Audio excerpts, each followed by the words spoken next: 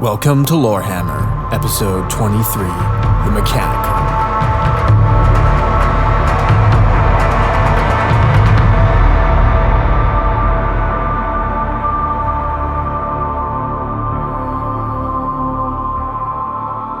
Hello and welcome back to Lorehammer. My name is Eric. 0101110011 Mark. Thank you. Yeah. This is non-binary Jordan. Non-binary. Well, Mark is very binary. Double meaning. Joining us today is Micah. Hello. Hello. How are you doing, good sir? I'm tired. Tired? Why are you tired?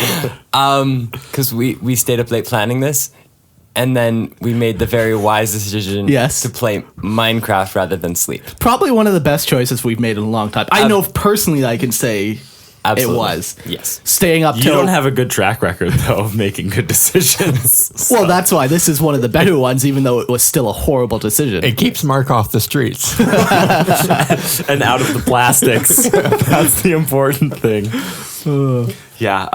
Well, thank you for joining us, obviously. This is our 22nd full episode that we will be releasing about the Adeptus Mechanicus. What? This is the 22nd episode about the... No. Wait. Yes, we've done a whole big series, 22 episodes. Welcome to our 22nd We just haven't released them. No, that's the way we work. It takes us 20, 22, 25 times to get it right. Oh, jeez. Okay. We've gone through 25 different guests. Then we'll pick the best one. Yeah, exactly. That's what it is. We're all about quality here at Lorehammer. Quality control. Yeah. About our guests, not about us. No. So, Micah, how many times has Mark tried to get you to spend $1,000 on Warhammer? Just a quick, easy, just I want to say at least 3 times where it was at least $1,000, but I'm pretty sure a day or two ago he was $2,000. Just an easy $2,000. It's, you The don't number even keeps worry. climbing. What is he trying to get you to buy? Anything? Yeah, I'm not Nothing picky. in particular you weren't going for? No, he just wants more Warhammer. Normally, Yeah. he tries to get them to fill specific holes that he feels is missing, though. I think he wants Eldar, maybe? Yeah. Eldar would be cool. I'll list off a couple for you that you can get to. Eldar, Mark, we don't need to go through every single- okay. Tyranid, no Space Marines, Imperial Guard, Do Primaris. Chaos. Do Primaris just to piss Oh my him gosh, off. if I did, I You think would be that's what I would friendless. do, just to bug you. You would not have any friends. I would invite you to the garage. Oh, thank you. Yeah. To Mark's garage. Exactly. I don't have the power to do it, but I'm going to do it. So why don't you tell us a little bit about your Warhammer past? Well, way back in the day, I don't know my age. I think it's funnier to me if I was 12 or 13. It was probably closer to 15 or 16. Mark was hanging out with my female cousin, I assume hitting on her in the way that he knows best, which is Terribly. Physically. Oh. No, Warhammer, guys. Warhammer. So Hey, lady, you ever heard of a D6? So he got her over and got her to start making her own squad of Space Marines or something like that. Did I really? Somehow, I end up in Mark's garage. And I'm quite a bit older than you, too. Yeah. So it's one of those awkward situations where... Not a great track record of decisions, Mark. No, definitely not. And Mark is just standing there in a floor-length trench coat, and then he just opens it up, and then the sprues and plastic inside. It's want to make some more. Want to buy some plastic? You're a sick human, Mark. So It's all come back to yeah, since then, he let me make a single Marine. Probably drove him insane with how inaccurate it was. No, actually, so out of all the beginning ones, you just made a typical Space Marine. All the arms were Space Marine arms. There was no orc arms tossed in there. And you even ended up painting it, and it turned out okay until you glossed it. Yeah, so I remember I painted it black with red, and I was yeah, that looks cool. But then you guys just said it looked unfinished because normally you do the black undercoat and then other stuff over top and make it a solid color. And so then that made me a little sad. But yeah, when I glossed it, it just turned white. Yeah, somehow. anyone who's ever purity sealed something knows what you're talking about. That frosted look. Yeah, where, it's when you do it and then you seal it, you put it in a closed container and there's no air circulation, and that's what does it. yeah, that or sometimes it will seal Sometimes in it's a bad seal. moisture and stuff. It was raining the day that I did it, so I think Yeah, How do you remember that detail?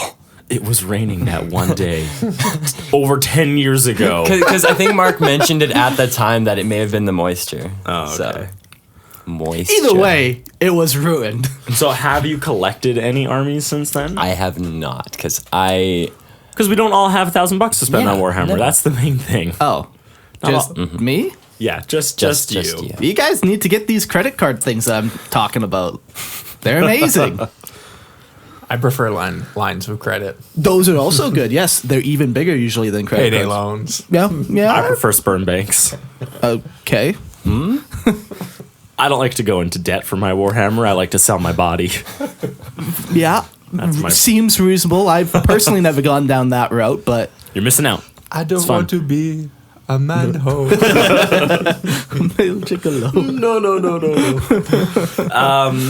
No. So you haven't collected anything. If you were to collect one, what would be like the favorite army?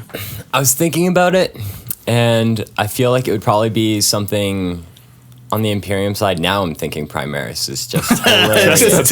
Just because of all of you guys. Primaris would be hilarious. Or Just don't do Reavers. yeah. maybe Tau. Tau. Maybe Tau. I've always had an affinity for the undeniable, undisputable greater good, the single force of light Yes. and the grim darkness. Oh, Yeah. triggered. So then, I'm like- triggered. Yeah. So then why the No fuck are you good. on our Mechanicus episode? What brings you here? Because Rio stole the Tau episode. that filthy Zoomka. For the record, though, one of my favorite episodes, I loved it when Eric literally started yelling at Rio. Like I don't do that. literally That's yelling. not me. I would never lose my cool like that, guys.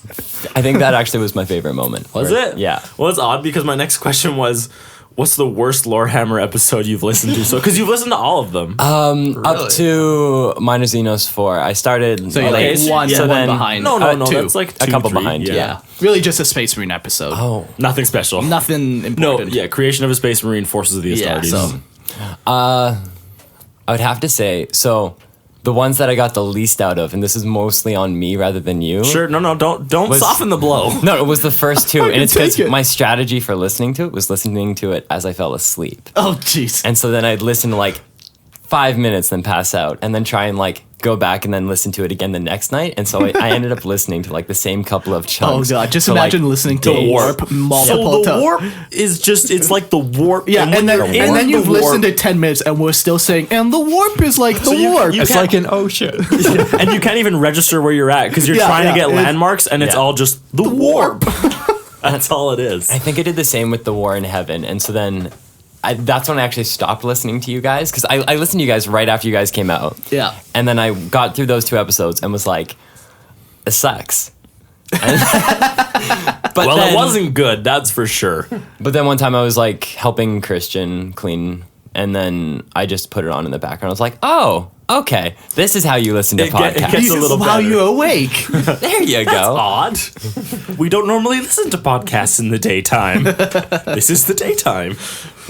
But yeah, so I think that's what it is. In terms of quality, I don't know. My biggest gripe, I was actually telling Eric on the way here, is that I listen to the very, very end as the music fades in, and sometimes there's like a moment where you can hear the mic turn off in the audio. Oh god. And so I would like to formally request So you just on air. unsubscribed automatically. Yeah. Yeah. No, I don't blame you. No, so I am placing a formal request all to Jordan. complaints can be written on this paper. As you can see, it requires all your personal information. Okay. And And then when you're done, don't be surprised if someone contacts you asking about credit fraud. It's not a thing. Ignore that. They're the frauds. Yeah, exactly. they're the real crooks. Yeah. Freaking government banks. So like you've kind of always had like a passing interest in Warhammer then? Like have you ever really like gone into it yourself type thing? so never actually like the miniatures. Yeah, but like But- we don't even really do the miniatures like as much as we do, like that's not Yeah. the majority of our I just hobby don't have time. money for that. Yeah, or time or we like women too. Or money. I don't have money. For me, I've always loved the universe. I've always loved the lore. When we did like, I think I've been a part of 2 RPGs, maybe 3. I really don't know. Yeah, you've been a part of a couple for sure. Yeah, and so when we were doing those, then like I would always like get into it again, do a little bit of Lexicanum tab hopping, just start on one page. It's end the up with 10 tabs at hyperlink the top. curse is what it is. Just doing that. Listen to a few audiobooks. Those are always cool. Stuff like that. Yeah, I gotta get more of those. Do you prefer the Space Marine ones or the Xenos ones? So I actually, I made the mistake of starting with the Horus Heresy and just going through a whole bunch of those. bad. And so then it was all Space Marines basically. And then a couple days ago, you guys mentioned Xeno, so I was like, that makes so much sense. Let me just the Horus Heresy isn't bad. It's just bad for beginners. Yes. Yeah. The Horus Heresy is not bad. It's really cool, full of great information, but I found Space Marine characters are so flat. And you already know everything about them. It's like, it's just, you know where the story's going to go. They're getting into a battle and they're going to die. Heroically. Maybe they might And there's survive. going to be lots of cool things Yeah. between that, but in the reality is, like, you already know everything about those. It's so much cooler to learn about, like, the intricacies of, like, a Xenos race that you think you know and then you don't. Like, you learn so much. Yeah, because, like, when you think of, like, Eldar, you think of, like, elves, but they're much deeper and, like, the distinctions really stop, or the similarities really stop. Past the pointy ears. Exactly. Like, honestly. Yeah. No, it's like I get way more enjoyment reading like the Xenos ones than I ever did from the Imperium ones. As much as I think the Imperium ones are really cool, and there's like really cool Space Marine moments in it. Like there's not as cool moments in the other books. But Yeah, I like, get full more- disclaimer, I've never actually read a book, so Well, you don't know how to read. So, like, I'm just assuming that, you know, it would be better to read. You're regurgitating information that other people have said. Yes, absolutely. Yeah, Christian, what's your opinion on books? I need to know. Good, bad. What do you think? Yeah. Well, that's cool. A little housekeeping. We recently I don't started. like that word. No, you don't like it? No, I don't like that Is word. it because you don't feel like as a male you should be doing any housekeeping? No, the word little. Oh, is that because you feel? Yeah. Oh, yeah. That's yeah. So okay. let's avoid that word. Some housekeeping. I'll allow it. We started a Patreon last episode release, and we've recently got 3 patrons, which is awesome. Yeah, and like Very surprising 3 to days. us. Yeah. So for those of you who felt the need that you really wanted to contribute and They're support, like that's these awesome. guys suck. They need this money. Yeah. No, it's not like a hey, we want to like help you do this. It's No, it's you like need this. It's pity money Yes. for sure. Yeah. Yeah. The same way my parents give me money. It's pity money. Mark is such a big disaster. If we throw enough money at it, it'll go Yeah. away. Mom, Dad, why do I get more money than my brothers on Christmas? Well, son, you need You it need more. it the most. Oh man! But our very first patron was Will. Thank you, obviously, Yeah. for contributing. Will. And now we got 2 ones after that: Camden and Jace.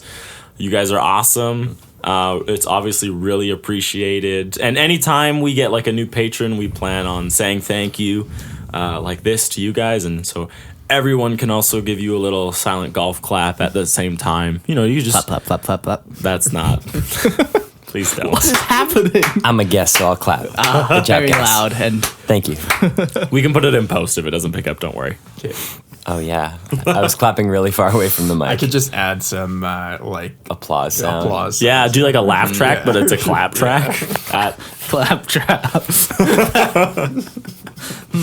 All right. Well, let's do our little fun thing right now. So it's been a while, but we're going to do a rapid fire section. So I am going to pick a topic for Mark to talk for 15 seconds, as much as he can tell us about that topic.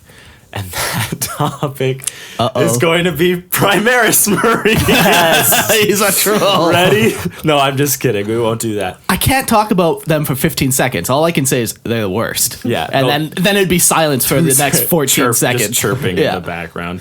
All right. Tell me everything you can about Imperium's warp travel. Go. So the Imperium use warp travel to get from place to place. It's faster than light travel, but a lot more unreliable.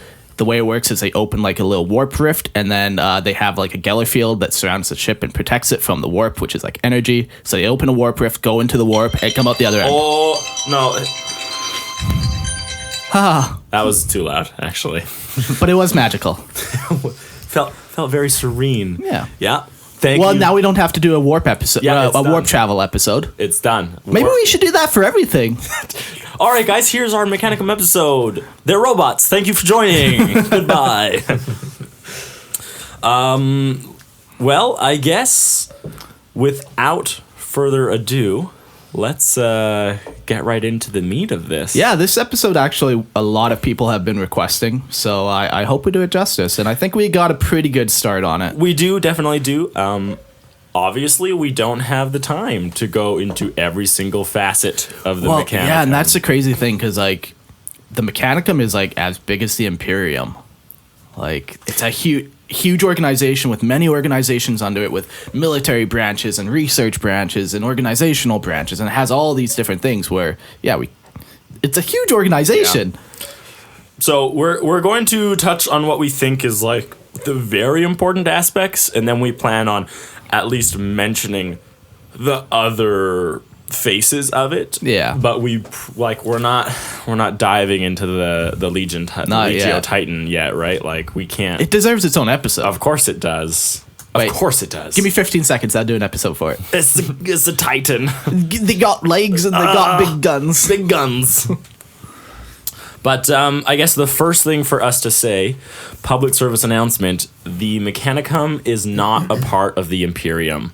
What? They are separate. They just have very close ties and an alliance, a treaty with the Imperium of Man, but they are not ruled by the High Lords of Terra, and the Imperium does not tell the Mechanicum what to do. No, not really. No, like that sounded like I wasn't disagreeing with you. I mean, like, no, the Imperium does. Oh, like, okay. No, like I was getting ready to. Well, let's square up then, Mark. No, I'm pulling out my Lexicon page. Yeah, no. Yeah, that's like the very first thing to understand. We're gonna actually do like a history of the Mechanicum and where it came from, and that should make it a little more clear as to why they aren't part of the Imperium. Yeah, and how they've actually been able to maintain their autonomy. Yeah, their anatomy. They actually don't keep their anatomy, but that's another conversation. So, very early history of the Mechanicum. Back in the 3rd millennium, 22nd century, so like 100 years from now, yeah, the Mars is terraformed. Yeah, by Elon Musk. Thank you, Elon. SpaceX. Yeah. So it's terraformed, and it's the very first planet to be inhabited by humanity. So that's before they have like warp travel and faster than light travel. Sorry, I don't know if we ever covered this, but is it actually the very first? Yeah. Like, is the moon of Earth technically a planet. Not a planet. Okay, so like It's technically, a satellite, Mark. Oh my gosh. I'm just asking these questions, like, because the moon would have been inhabited before. But I don't think it was would assume. terraformed. No, I don't think it ever was either. Yeah. But Mars was terraformed, yes, and it was changed. Sorry for derailing you. That's It's just No, it's only one of the bad comments we got recently was that we go off topic. Thanks, Mark. I'm trying to fix it. Do you guys want to hear a funny story about me shitting my pants? Oh my gosh. No, I do not. That's a bonus episode in an episode. Wait till the end of the episode, and I will tell you the best story ever, guys. Oh my gosh. You're a sick human. All right, so Mars, first planet to be terraformed, and the main thing to note is that it changes from the red planet into this lush green planet full of vegetation with like full atmosphere. Like it becomes a very good Earth 2, place. Yeah, essentially. Earth 2. Like, yeah. And that's the main thing. It's no longer the red planet. Like it's still called that, but it's not that anymore. It lived peacefully. It coexisted with Earth for many, many years during the dark age of technology. So they already required a lot of technology to survive. They had atmospheric shields. That's like the main piece that we hear about in this next part. But we already know like they were technologically advanced. Yeah, and like you're saying, like they at this point they're separate from Earth 2, and they like had their own like government, I would assume, and it takes years to travel from planet to planet. Exactly. So there's no way you could function as a one unit. So while they work together, like Mars is essentially reliant. Yeah. And even as I was doing my research, it says that they like technologically and politically developed separately. Yeah, exactly. So after the dark age of technology, or the golden age, depending on we get the age of strife.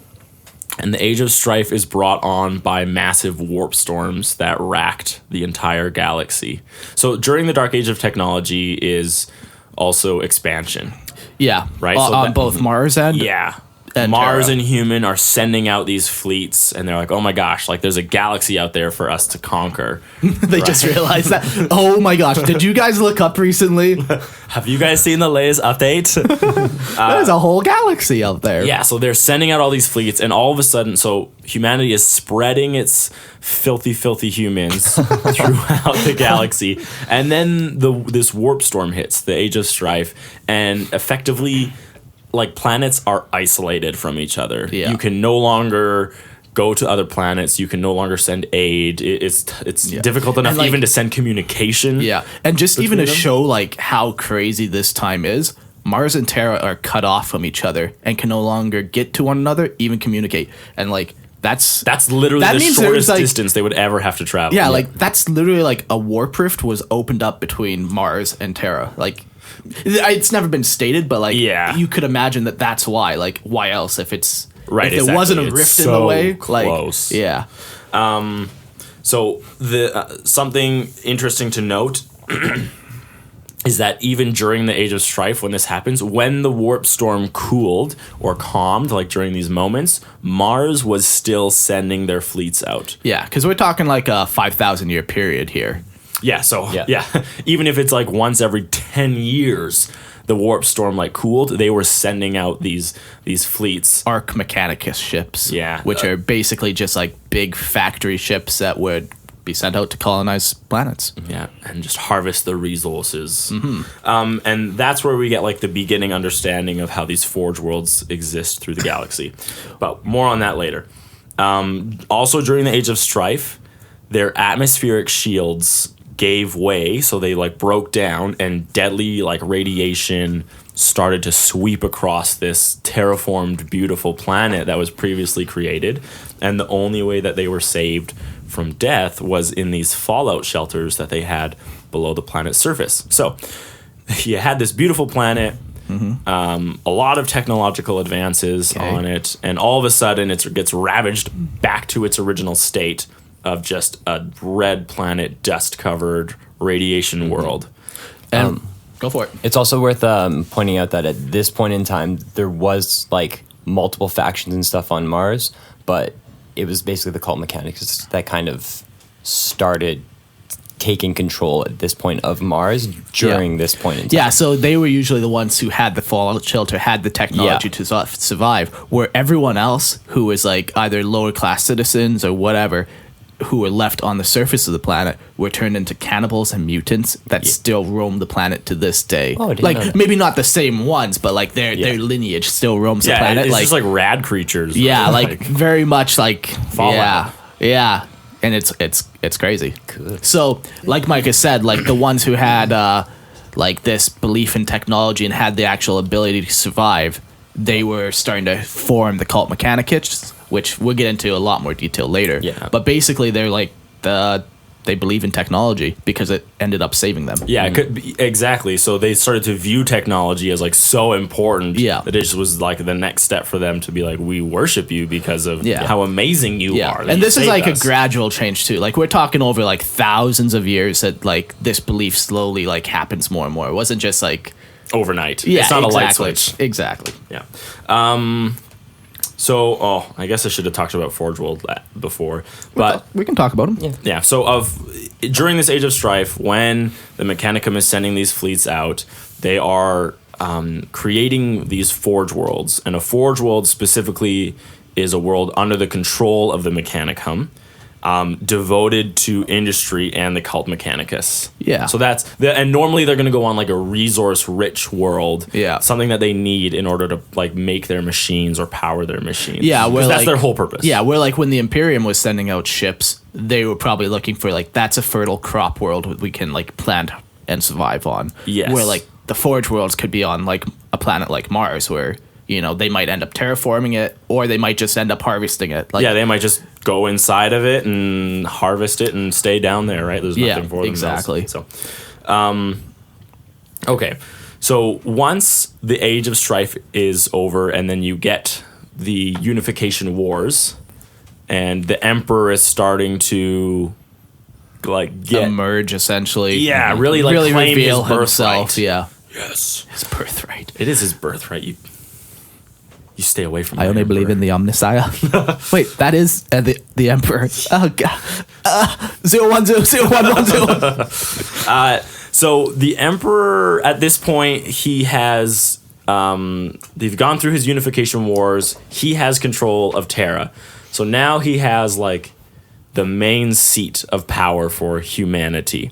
Yeah. And he can start building his armies if he wants, but he's got no guns. Or warships, Or really. massive warships, Yeah. or anything. He needs someone to give him the ability to move and the ability to shoot things. Somebody who's just been harvesting resources for thousands of years Right. and building things. Exactly. So what does he do? He takes a little step and he's on Mars now. Just a little step, little hop and a step. For him, it would be though, right? Like, because at that point he's already gone to Moloch, right? I would imagine so, yeah. Yeah. And it's also not the first time he went to Mars, technically. Yeah, we'll get into Yeah. that a little more. Like the whole origins of the Mechanicum gets a little shifty, but we'll get Yeah, into that yeah. later at the end because a lot of it is speculation. Teaser. Has yet to be confirmed. But So now they have two things to look forward to: ooh, our teaser about the origins of the Mechanicum, Yeah. and And my Mark shit, crapping his and my pants. shit story. okay. Well, when the Emperor goes to Mars, he gets to a knight. A knight being like just a large construct that one person goes in and pilots. If you want to know about them, Message me personally, and I'll tell you everything you need to Yeah, know. send Mark a message on Lorehammer. But so he goes to this knight, and it had like a damaged like knee joint, and it was. I'm assuming it was just waiting to be healed, or not healed, fixed. It was waiting to be fixed by like the Mechanicum, Yeah. and some tech priest or whatever. But the Emperor just like walks up to it and like puts his hand over it, and like with his power, like the damage is fixed on it. And they describe it as being healed, but I really don't like that. Yeah. So what ends up happening is over these thousands of years, the Mechanicum is getting more and more religious and more focused on like technology. And as any religion, they end up getting like their own prophecies and stuff. And they prophesy that this being will come that has like power over machines, which is called like the Omniscire. So when the Emperor shows up and heals the leg of the knight, they're like, holy crap, it's the Omniscire. Yeah, he has power over everything, and he Yeah. knows so much. Yeah, exactly. Because knowledge is one of their huge, like the quest for knowledge is like their knowledge. I can't say it without being. Like the quest for knowledge that they have is like one of their main tenets of the faith. Yeah, we'll get into that later. Yeah.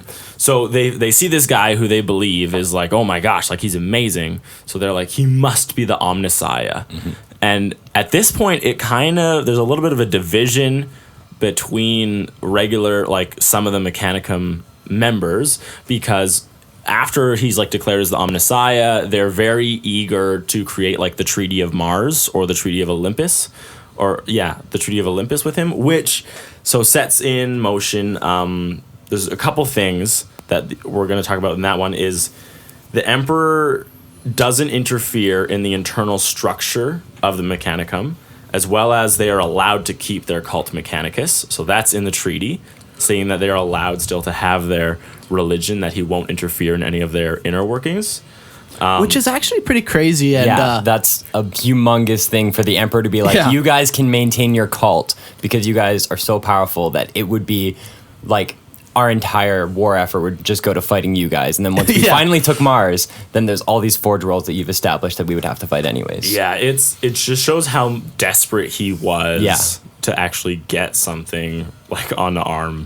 Okay, so I actually have a question. So going back to like before he basically went to Mars, like he had already made Space Marines at that point, right? No. He's in the process? I would say he's in the process. Okay. That is a good question. I wonder. because he did have like a military force to bring to bear, and so like there's like this underlying threat when he goes there, where it's like, "Hi, can you join us, or else I'll kill you." But I don't know if it's Space Marines or Thunder Warriors at that. Oh yeah, right. Because he had. I don't think it'd be Warriors. Thunder Warriors because the Emperor didn't leave Terra until it was already unified. At which point He murdered them. he murdered them all. So that's true. Like Not all of them. okay, sorry, except 2. Sorry, my bad. No, there was way more than that. No, I think there's only 2 that survived. No, there was like a whole group. And now slowly they've started dying off because like this one guy he just recently. Anyways, different topic. Sidetracked. So then, like, did the Mechanicum make power armor? Is basically my question. Yeah, they would have. So I would imagine like the Emperor has already had his Space Marines like being like implanted because it takes like a number of years gene to scene, get blah, it. blah, blah. So maybe by the time he reaches the Mechanicum, like his first batch of Marines are actually ready to be encased in power armor because like the Great Crusade only is like a 200-year period. Like Really? it's not It's long. tiny. So then Holy. for the Emperor to get to Mars and then start his Space Marine project and stuff, like you've just used up Yeah. like A lot of time. exactly 10 years of this 200-year period, right? So I'd imagine Space Marines were already in the mix at this point. It also like the Emperor most likely already knew what he wanted from them, right? Because Yes. power armor existed in a very primitive form on the Thunder Warriors. Exactly, yeah. So he like goes to them and he's like, "This is what I need. This is what I have right now, and I need you to make these changes to it. Yeah. And here's my idea for a bolt gun. Yeah, exactly. Right? Because it comes from Well, him. bolters even existed. Sorry, that's a minor detail, but yeah, I don't know. But I had to he like jump gives on it you on it to that. them, Yeah. right? And he's like, mass produce this, Yeah. right? And Make all he- these modifications. Even to it. like okay, so Mars has access to more and different resources that are found on Terra. So it's like the Emperor when he made Power Armor Mark 1, Thunder Warrior armor, was then like heavily modified into Mark 2 with new resources and like, oh, now instead of gold wiring, we have this new metal that is even more conductive or whatever, even more hardy. Sure. So yeah, I agree with you. Like he came with like, this is my vision for what I want. And then, Yeah, no one and Terra just didn't have the capability of like mass producing all of like to arm his million Marines. Yeah, because Terra is just being for it like just went 5,000 through a unification Massive war. war. Exactly. So, the Treaty of Olympus. So, we talked about how he's not going to interfere in the internal structure of the Mechanicum. There are regulations placed on the Mechanicum, mainly when it comes to the development of AI and warp-regulated tech. Yeah. So there's like some things that are absolutely essential that they would have had to do, like Geller fields, Yeah. which protects like a void ship from the warp while it's traveling through, wraps it in a bubble of reality. Yeah. So that is very important, but it's not like they're creating weapons that draw power from the warp. Yeah. Maybe a little bit, but it is very like, whoa, hold on. There was definitely heavy sanctions on it, but they were still allowed to make some of the more like void shields, Geller fields, right, the essentials. like force weapons for librarians. Maybe not at this point. Maybe later on. Just because did they have Space Marine librarians? Whatever. That's minor Well, details. Psychers came through during the Age of Strife. Well, I know, But but had like they been like inducted into the exactly military force? were they something where it's like I Oh. need X amount of you know I see what was you're it saying. Yeah, Psychers in Space Marines actually were kept under wraps for the most part. So yeah, so that's a whole other story. yeah, absolutely. So we'll tell that story after my shit story. Yeah, we got lots of stuff happening later in the episode, apparently. And then the last main part about it, or sorry, there's two more. The Mechanicum, as part of this treaty, is responsible for producing and manufacturing weapons, ships, and other tools on the condition that all STCs that are found are handed over to them and their property. Yep. What is an STC Standard template construct. and what does it do?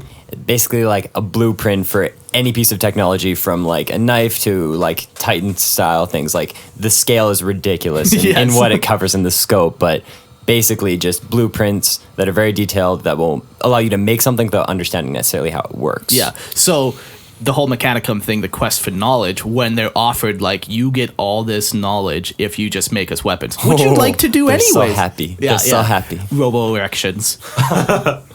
Oh my god. I like Jordan's laugh. He doesn't say anything for the last 20 minutes. Said, He just liked imagining that. He did. Don't Google it, Jordan. That's weird. I'll post it on the Facebook page. And then the very last part that we thought was important when Can it I came just to jump back to? Sorry. Yeah, sure. And the Mechanicum isn't just responsible for making weapons and armor and all that. Like Eric said, they're responsible for making tools. Like even they make like combines, they make vehicles. Like they literally end up taking production of like almost everything that is more advanced than like A screwdriver. a screwdriver, essentially. No, and but- even that but screwdriver, even then, if like- it's a multi-tool screwdriver, Mechanicum's or making it. if you it's know? created on an assembly line, you better believe the Mechanicum is true. involved in the creation of that assembly line. Yeah. Right? Anything that has to do with production, I see them having their finger in. Exactly. Yeah. So it's not just weapons of war. It's literally It's life itself. Like Yeah. they like the Imperium can't function without the production power of the Yeah. Mechanicum. Which is insane because, like, once again, the Mechanicum isn't part of the Imperium, but they've become so reliant on them that if, like, something were to happen and the Mechanicum is just like, we're done with you guys. I Humanity view falls it as apart. more of a mutual thing because I don't think the Mechanicum could live without the Imperium's protection. Like they have, couldn't they do have a military might. but it's hard to survive without trillions of guardsmen. I guess. can see what you're saying.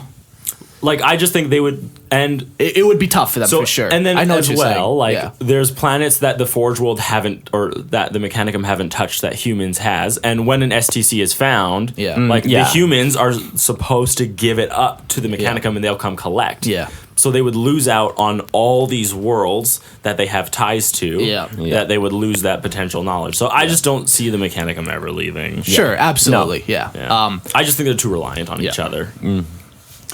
Okay, so the last piece of this Treaty of Olympus is that any Forge World come across is territory of the Mechanicum and is included in this treaty that the Emperor and the Imperium will stay away from it. Yeah. Yep. So, Which is a lot of planets. yeah, because they were the ones who were still sending out expeditionary forces during the Age of Strife, and Yeah. Human was not. But, or they were, but then like they didn't have like the The technology. same sustainability. Like they might send them out and 1 in 10 will survive, where the Mechanicum probably had a higher rate of Yeah. survival.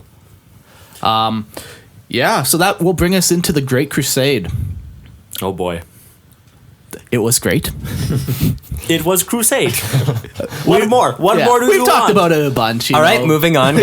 Yeah, exactly. Yeah. Humanity between the alliance of the Imperium and the Mechanicum, they spread out across the stars and they end up reclaiming all these Forge worlds, and the Imperiums are claiming their worlds, and they really just conquer the galaxy. Yeah. The whole galaxy. Humanity is the most numerous. Yeah, sure. All right. Horus Heresy. What is heresy? There was a Horus And there was a heresy. and there was a heresy. Moving on. So this kind of ties back into the whole Emperor as Omnissiah little spiel, because way back when the Emperor went to Mars and he healed this knight and he's proclaimed as the Omnissiah. He healed this I know, knight. Just shut my it. eye twitches every time I say it. Classic. There were people who disagreed with him being declared as the Omnissiah and entering into this agreement, namely Fabricator General Kelbor Hall, who was the speaker for all of the Mechanicum. Yeah, if he's the leader. Yeah. Yeah. So he, at that very moment, already did not like the agreement that Mars entered into with him. Yeah. And this was like the final straw for him. This is what allowed him to finally say, like, get enough sway, I'm assuming, Yeah. to convince enough people to break off from the Mechanicum. So during the Horus Heresy, half of the Mechanicum split from the regular Mechanicum, became the Dark Mechanicum, which, surprise, surprise, all of their robes are just slightly darker red. Yes. That's all it is. The exact same Mechanicum. No, he split during the Schism. Oh my god. Chasm. I said schism last night while we were planning, and Christian was like, it's Schism. and then I got so confused, and now I don't know what the right one is. I've heard people say schism. No, it's No, schism is right. Schism is wrong. Oh, you said schism. No, I said schism. He said We don't even know what's happening. These are all words. Sidetracked. English is hard. It is. So it's called this schism of Mars is the split from the Mechanicum to the Dark Mechanicum. Yeah. And then, so one of the things that Cowboy Hal used in as well as like, oh, the Emperor's not the Omnisire, he also said, like, if you join me, I will give you complete freedom. If you want to mess around with warp technology, go for it. If you want to mess around with AI, go for it. And he really just opened up the limits of the Mechanicum. Which is a huge thing for them because it's like saying, hey, your entire thing is that you want knowledge, but this knowledge is off limits. Exactly. So that's a huge slap in the face to a lot of the Mechanicum. Yeah. So he was able to convince half of the Mechanicum to join Horus in the heresy. Yes. And Micah, who was it who stayed loyal? It was Fabricator Locum, which is basically like the second in command in terms of the hierarchy. Zagreus Kane? Yes. So so now then he became the leader of the regular Mechanicum. I can only assume. Yeah, he took the title of Fabricator General, and then there was actually like a little internal dispute on Mars as to who was the actual Fabricator General, because there's like two of them at the same time. I think it was called like the binary something. I'm not even kidding you. And so then eventually Mars ended up siding with Zagreus Kane, who was the second in command. And then, there's this whole war on Mars, which is pretty sweet, and they were able to defeat the Dark Mechanicum on it. And then they leave. Yeah. So biggest takeaway is like the actual person who was initially in charge sides with Horus, but he doesn't get to keep Mars, and he ends up leaving. Exactly, and founds the Dark Mechanicum. Yes. Yeah. Then we enter the age of the Imperium, M31 to M40. So this is like the past 10,000 years, what they've done. Yeah, so one of the things that really happens in this age is the Mechanicum gets more and more religious. And more cultish. More cultish. Yeah. And one of the main reasons for this is like the de facto leader of the Mechanicum, that Ziggurat Zakadu guy, or whatever you called him. Yep. That's exactly it. He believed that the Emperor was the Omnisire, so he was already very religious himself. So over these 10,000 years, they start to get more and more cultish and religious, and they start to believe more and more in the machines, and like they really just amp it up in typical 40K style too. Insane amounts. Of course. Yes. As one does in the 41st millennium. Yeah. So over these 10,000 years, like experimenting with machines and stuff kind of stops happening. Like the Mechanicum gets more ritualistic, like apply the oil 7 times left to right, and this is don't you dare go right to left. Yeah, and this is how you keep the machine god happy. Like they really start to get super religious, where they were always kind of religious for sure, but now that they just amp it up. Yeah, and it's more like you have to do it this way. Don't understand why you're doing it, but you're doing it because religion. Yeah. Saying like prayers as they do like their work and stuff. Right, like it's that. like you can't type something.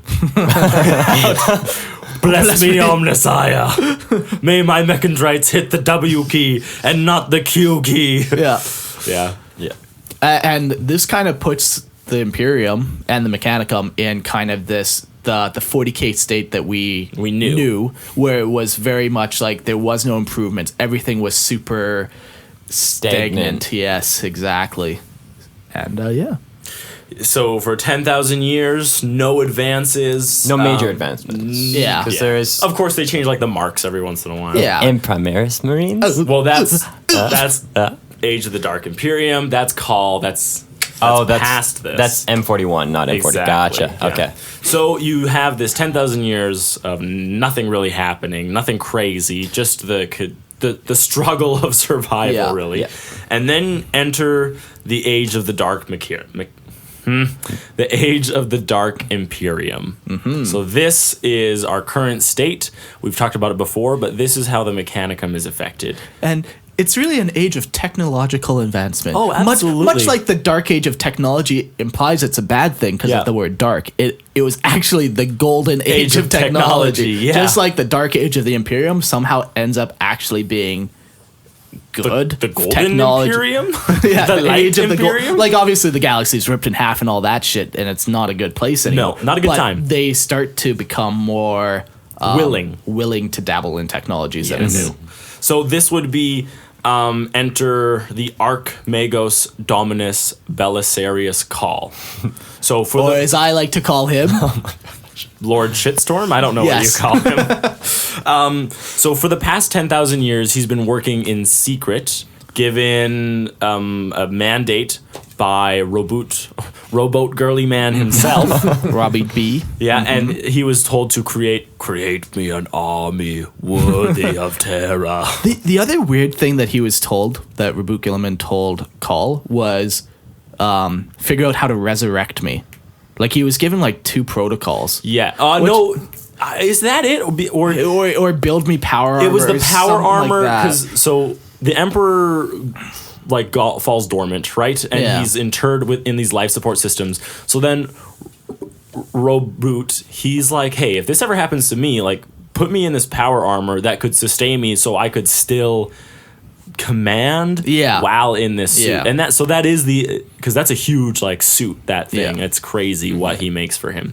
So over the past 10,000 years, Call has been developing Primaris Marines. He's been developing their armor. He's developing their tanks. Yeah. Everything that's required for this second wave of super soldiers for the Imperium.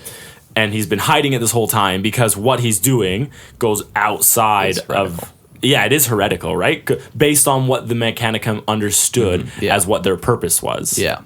And one thing I learned about Call is he actually had a hand in making the black carapace with the Emperor. So, like, at one point in time, him and the Emperor maybe not work side by side, but they definitely That's pretty high up there. Yeah. Yeah, like, he definitely collaborated. So that's an interesting point because it does give credence to the fact that he is very familiar with Space Marines. Yeah. And So gene seed. Yeah, of course. like- So anyone who could make potential changes, he's had 10,000 years to dabble. But Yeah. just clarifying, like, this is like he's a character that was added recently, and then they kind of like go back in time and be like, oh, he was there and he was here. They So fill out his backstory. Okay. Yeah. And another thing that happens to him in his backstory, which is relevant, is he gets his memory wiped a bunch of times, at least 2 times. So, like, Who's doing that? no one knows. Oh, okay. So, like, even when he's, like, making the Primaris Marines, like, he might not even realize why he's making them until Reboot Gilliman shows up and is like, this is why you're making them. Okay. And that's maybe part of the reason why he didn't release the Space Marines sooner, potentially. He's super nervous. Like, he has this desire and the need to create them, but he's like, I don't know why I'm doing it. Yeah, and maybe that's why he doesn't play a bigger part in, like, the overall Mechanicum. Maybe that's why he's not, like, the Fabricator General, or who knows. It just, it can play into, like, why he's not. Yeah, it's actually a decent way for them to add him to the story without changing anything they've already done. Yeah. So he worked on Primaris Marines, but he also cares a lot about Blackstone Yeah, which he ended up stumbling across during his travels of the universe, like like galaxy. in late M40, like during the 13th Black Is Crusade. that really the first time he encounters it? Yeah. Because they're all over. Yeah, no, that's like the first time. And what ends up happening is Dark, or not a Dark Eldar, Eldar Harlequin, like, leads him to the Blackstone. Oh, okay. So, yeah, he has 2 big contributions. He has the Primaris Marines contributions. Mutation. I was gonna let it slide. I can't And then I got the look, and it's like, fine, whatever. English. own it, Mark. Yeah, so he has the Primaris, and then he discovers this Blackstone, and Blackstone is essentially like an ancient Necron, potentially. I read a quote that recently said, Sure. so someone was showing Trazyn Blackstone, and Trazyn was like, Necron, this is a shame, or this is like a shadow compared to what we once like commanded or something, implying that it It may have been humanity. well, no, it just implying that it is inferior to what the Necron were capable of doing. So I don't know if it's still considered Necron or if it's something else. I think it's because back in the day, it's not confirmed either way. yeah, back in the day, it definitely was like assumed all of these things, like all over Cadia, it was Necron tech. Yeah. And basically, Blackstone has 2 properties. One being it can either diminish the powers of the warp and chaos, or the second being it can amplify the powers of warp. So the exact opposite. So it can do either or. It's a 50-50 chance what you're going to get every time. Well, that's not true. But he did have a part in playing of the destruction of Cadia, really. Yeah. And the Great Rift as we know it now. Like, you could almost say he's, like, It's his partly fault. responsible for ripping it. the galaxy in half. Yeah. What a guy. as well as First the he Lord. makes Primaris Marines, You just then he mumble- rips the galaxy in I half. mumble as well as the Lord. I did just mumble that. Yes. Yeah, but he discovers Blackstone, and now like the Mechanicum's big thing is they're trying to figure out more about Blackstone to try to set up new Blackstone pylons and kind of stitch the warp back together. Right. If anything they can do to halt the advancement of the warp. Yeah. And I think the only thing that they've ever found to have that capability is this Blackstone, right? You can't put blanks on You can. you can't put pariahs They're on just not willing every to. mile of space. Okay, so the Eldar showed him the Blackstone, right? Yes, the Harlequins. So then, if it's capable of stitching like the galaxy back together, could it be used to potentially repair the webways? you know what? I would say probably if you had Blackstone in the webway, the warp would no longer seep into it. But like, who's to? So Yeah. the webway is like an alternate reality in and of itself. How do you know the Blackstone even works in there? Exactly. guess, Like yeah. it's such a hard thing to say, And but the webway is so like organic compared to the rest. Like I'm reading like the Path of the Eldar and like the webway, the way it's described, like, is so weird. and like even like there's a lot of wraithbone and stuff, and like that relies on it's like crystallized warp energy essentially. So like if you put a Blackstone next to it, it might not, just like disintegrate. it might or no longer grow, or it might grow crazy. Like Yeah. it's Yeah. one of those things where I like the question, but honestly, who knows? Who knows? Okay. Like it's a very interesting thought. So going back to Belisarius, Yeah. and the Age of the Dark Imperium. So contributions are Blackstone and Primaris Marines, And really just the general attitude of ushers being- in progressive science. Yeah. Just moving forward. So now it's like Robot is back, and he's like, "Why are you guys so dumb? Like, obviously you can continue to make advances. Yeah. You just need to not do AI or warp tech. You guys know this little thing I call heresy? Just don't do that again. Yeah, just avoid that. just don't heresy. Yeah, and that's kind of where the Mechanicum is starting to find its stride again, right? It's starting to be like, okay, like we can still make these advances. We just Yeah. can't be the dumb. So that's kind of where we're at as Yeah. of right now. So that's a history of the Mechanicum from its start to where we are. Yeah, so do a quick little recap. They were a planet founded on Mars. A planet founded on Mars. That doesn't make any sense.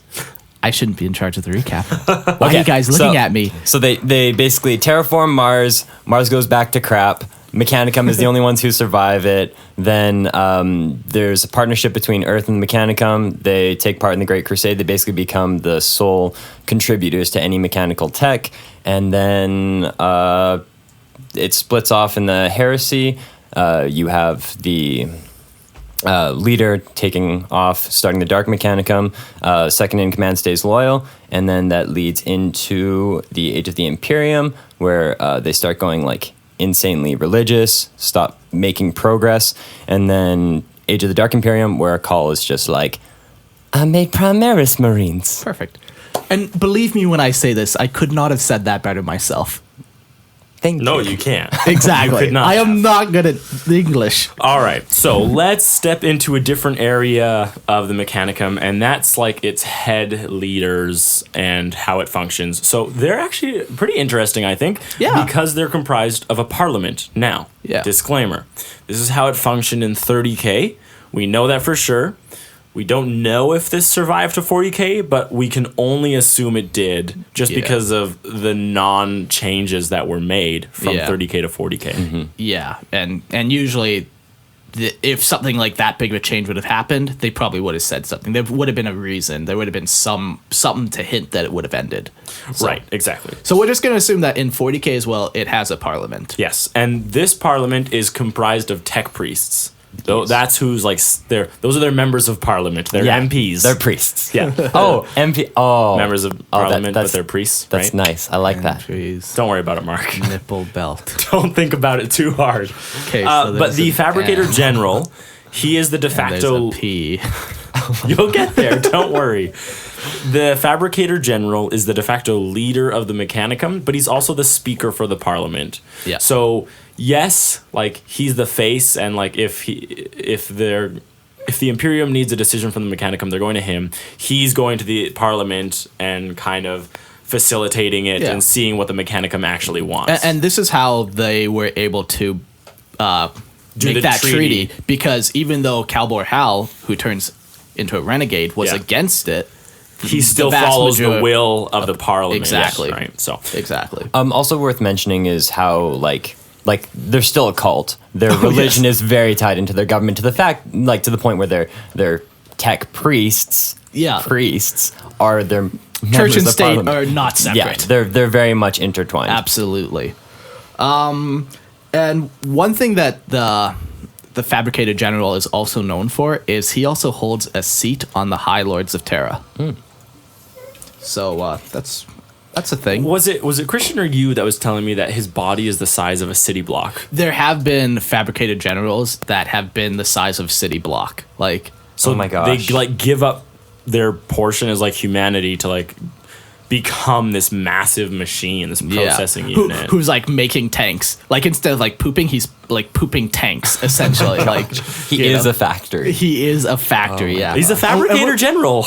and we'll get more into like the crazy things they do to their body a bit later. But Yeah. So the Fabricator General is the title given to a leader of a Forge World as well. So there are many Fabricator Generals. Yeah, But that is- this guy is the leader of Mars, who is the leader of the Mechanicum. yeah, so technically, when you're speaking of the leader of the Mechanicum, his official title is Fabricator General of Mars. Yeah. Yeah, where everyone else is just like a Fabricator General of Some whatever. other Right. planet. Yeah. And that's their main hierarchy. It does split down a little further, but Sure. we'll go into some details of their different branches later. The next, we have the Cult Mechanicus. Yeah, let's talk about their cult for a bit. So the odd thing I found is that all of us had like an idea of like what it was and what it felt, but there's actually not a lot of information out there. Like there's not a lot of sourced information out there, which was kind of interesting because we all had like a little different idea of like what was very specifically part of it. Yeah. So these are what we came up with is the cult is actually made up of a trinity. Yeah. So this would be the machine god or the Deus Mechanicus. And then you have the Omnissiah, which would be the physical manifestation of the machine god. And then you have the motive force. So machine god, pretty obvious. It's god of the machines, god that gives Like- all knowledge. Lots of people could probably relate this to Catholicism, like the Holy Trinity. Father, Son, Holy Spirit. Yeah, exactly. Father, Son, Holy Spirit. The same way. Father is the machine god. Son is the emperor. And the Holy Spirit is this motive force. So the top two are pretty obvious, but let's talk about the motive force because that's pretty cool. There's like basically one single sentence describing it, and it is the motive force, which is the third aspect of the omniscience trinity. It is basically the belief that all life and motion owes its continued existence to that ineffable divinity. Yeah, so it's just electricity is what you're saying. No. Kind of, but it's like life Yeah, and motion. no. Actually, that's not far off It's because like energy. Yeah. But like, I like that actually, where it's energy, like potential energy, kinetic energy, like even our muscles like are based off of like electrical impulses. Yeah.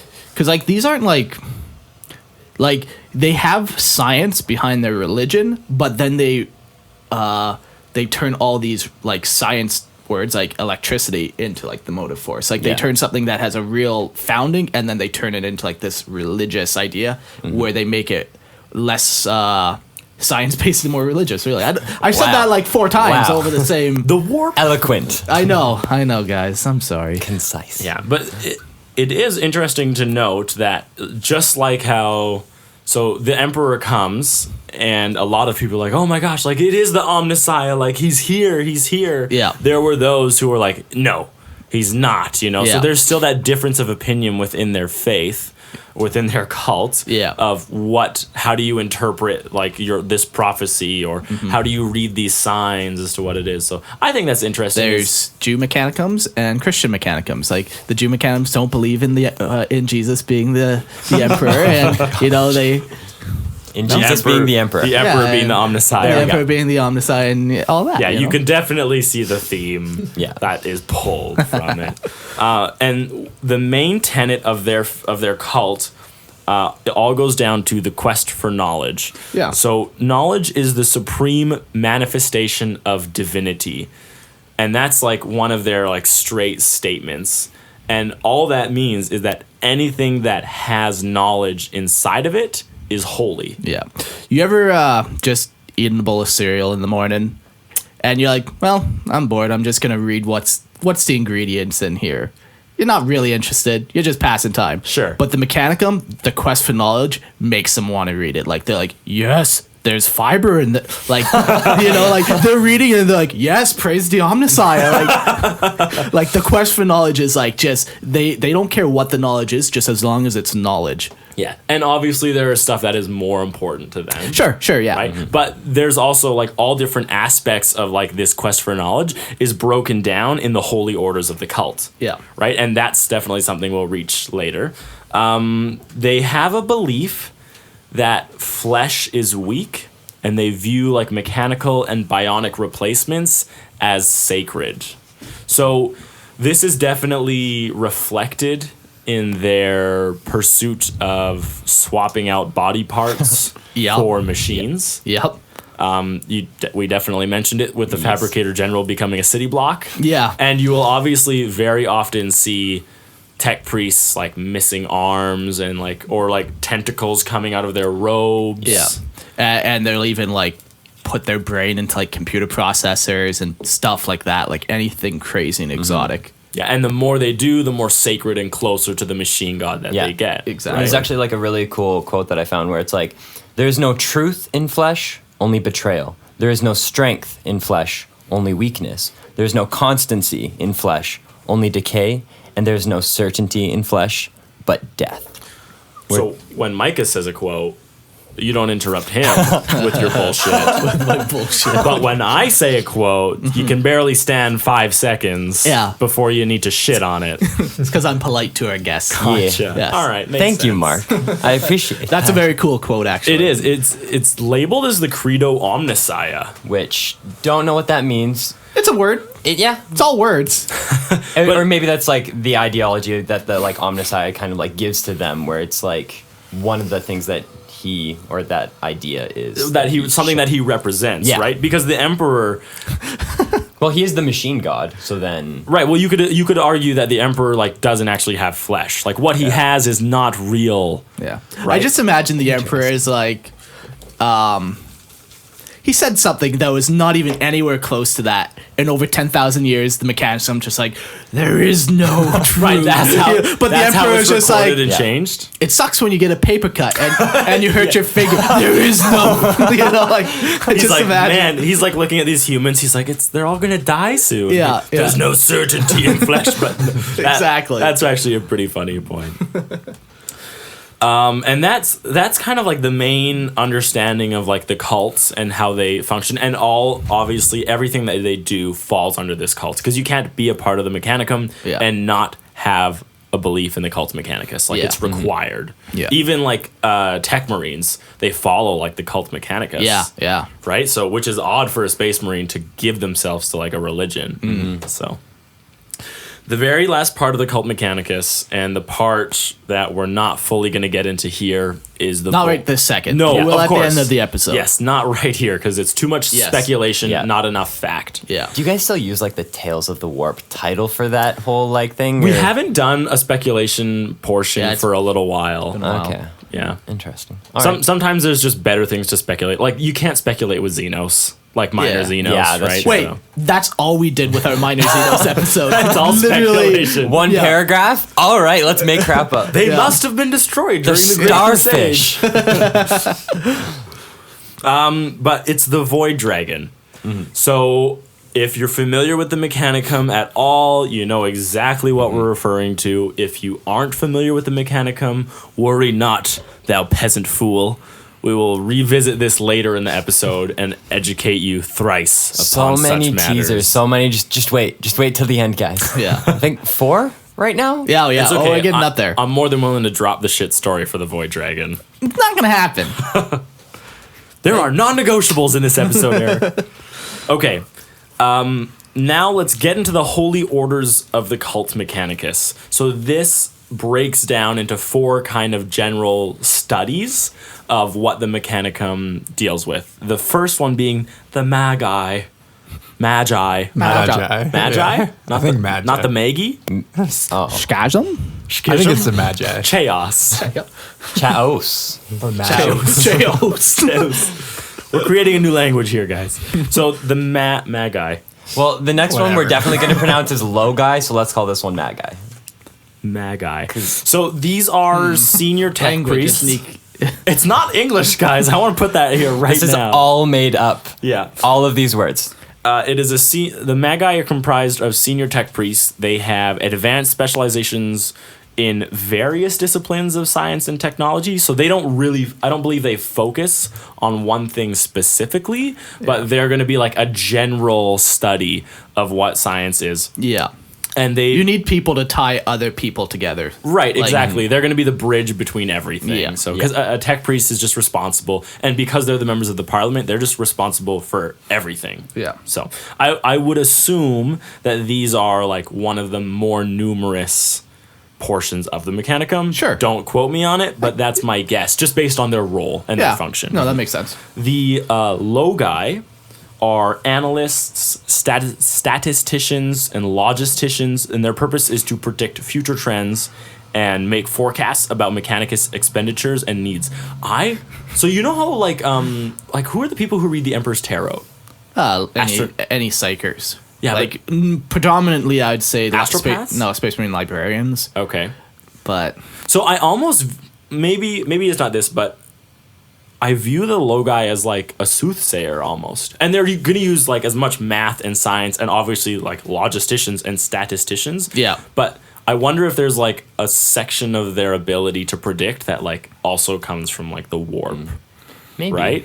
I wonder if Well- there's like a tiny little bit in there. Because like companies will actually have, I think they're called actuaries, where it's somebody who literally just like reads market trends. They look internally within the company, and then they basically try and predict the best moves for the company to make. And Yes. so That's there's what that. that's what these guys That's do. what these guys are. But then I wonder if there is like maybe that I like slight warp. And I think it's a lot of it's going to just be like the cult Mechanicus. Like, Yeah. what about their faith and their belief in the Omnissiah has bled into the this. Logi itself and into how they function? it's a cool thought. Yeah, just trying to put it out there. But yeah, these are the guys who would like probably present like, here's what we think is going to happen. We are running out of sacred oils. Right, exactly. Get- Press more human bodies to get their. Oh my god. The sweet sacred oils. Flesh is weak. There is no truth in flesh. Okay, so quick question: how much in terms of like psychers and stuff like that is there within the Mechanicum? Because I think like the navigators and stuff like Honestly, that came, but what about? I other don't than think that? there's a single, in my mind anyways, there's not a single reference of a Mechanicum psyker. But that's just off the top of my head. If you know of one, let us know. But like, I don't think they have them, because one of the big things that the Imperium does is they send what are called black ships all across Oh, the yeah, galaxy, and then they and just they harvest round them. up every psyker. And People also recruit from the black ships, though. sure, yeah, So it- like Spring Librarians will recruit But, from like- it. Assassins will. one in like millions of people Yeah. will become a space marine. So then one in millions of those psychers will become a I- librarian. Yeah. You know, maybe if you're a psyker, you're too busy focusing on you're too busy focusing on trying not to die to stay alive. Whereas if you want to join the Mechanicum, you're very focused on machines. And if you want to be so focused on machines to join the Mechanicum, you can't afford to be worrying about death by psychic ability. Yeah, like I just imagine they have tests, right? Like there are people who are born into the Mechanicum and not joining it. Right? Okay, Like it's a yeah. whole civilization Yes. of billions and So they'd billions still of be the people. same So it's mutation. possible But- that one of them generates a psyker. Exactly. So at birth, they're like, oh yeah, this one's a psyker, call for a black ship. Because I just Gotcha. don't ever recall any reference of them having anything to do with the warp. Because we've said it multiple times, like the warp is not... The warp is... fuck. The warp is not like science. Like, No, as it's much as I not. argue that it is, but it's not. Like, They don't. can't They do not fathom view it as science. Exactly. Like It's too mystical. So I imagine they have a way to test for psychers, and then they call for a black ship if it comes up. Okay. If you can find anything that says otherwise, let us know, because that Yeah. would be worth That discussing. would be very cool, actually. like a psyker mechanicum, tech Yeah. priest or whatever. Yeah. Dark Mechanicum. They probably would. Yeah. Because they're more okay with like Liberal. They don't Heretical. have like the stipulations of the Yeah. Warp regulation. yeah. Okay. Actually, come to think of it, in the Treaty of Mars, he actually says like avoid warp technologies and stuff like that. Yeah. So then it could make sense that in their dogmatic religion they would Right, be they very take it a strict with step psychers further. within Yeah. themselves. Yeah. Okay. So after like the that. low guy, Looked it. we have genitors, not to be confused with genitals. Because for a second there, You were confused. I did. Yes. Yes. Yeah, I That's an thought. odd name to use for Genitor. pretty easy to. Just listen to Mix their up. description. And the They probe mysteries. of biological. So these guys, they jokes. are creating weird. Classic cock joke for you right there. Oh, Lorehammer. These guys are the ones creating cyborgs. If any were to work with flesh and biology, it's these guys. Yeah, which they would be a lot of them too. Yep. Like, because everyone's constantly upgrading their bodies, and Yeah, where do you think servitors come from? Yeah. It's the combination of flesh and machine. So that's coming from the genitors. Yep. I don't know if I want to say genitors. No, just to distinguish it from genitals. Right. but sure. but if you look at it, the root word is like gene. Yes. So it's definitely genitor. Yeah, I'm just having some language issues right now. So another thing that they're known for is slaughtering Xenos beyond number. Just tons. Makes sense. Yeah, just in order to understand their alien metabolism and biology. Yep. So they're just ever learning, right? Trying to gain all this knowledge, even about just Xenos. I like Yeah. to think they do like one test per Xenos and then Oh, yeah, throw yeah, them yeah. out. So it's like Yeah. give one like a paper cut. It's like, okay, stab him, move on to Yeah. the next one. Move up the arm an inch. Yeah. Give him a paper cut there. Okay. go. Okay. Get rid of that one, Yeah. get another one. There is this one sweet picture where it's a Tau flayed open, and like you see his internal organs and stuff, and it's like I think you can see like a Mechanicum priest, or it's just labeled like the Megobiologist like doing experiments or whatever. But That's kind of yeah. cool. All the Mechanicum pictures, well, not all of them, but there's like so many sweet artworks. It's just so 40K in my yes, mind. Like it's that, very. It has that real grimdark flavor. yeah, the machines and flesh and It's Yeah. like it's kind of steampunky, but it's by far the coolest steampunk science fiction thing I think I've seen. Yeah, because it's not like without being steampunk. without being steampunk, but also being like I like see a what you're tiny saying. bit. The grunge. It's the grunge. the that grunge, really the fits. gears, Yeah. the very very metallic feel. And after the genitors, the last thing we have are the artisans, and these will. Each one I read, I'm like, oh wait, no, this one would be more numerous. Like, These would create and restore. Well, they're like responsible for the upkeep of the war weapons, everything. But I think these are like the special ones. I don't think these are like the regular. yeah, these are like beyond factory level where you're just pumping out 1 million las guns in a day. Like it's Right. a little more exotic tech. Yeah, so because it's listed that they create like gamma pistols. Like, Mark, what's a gamma pistol?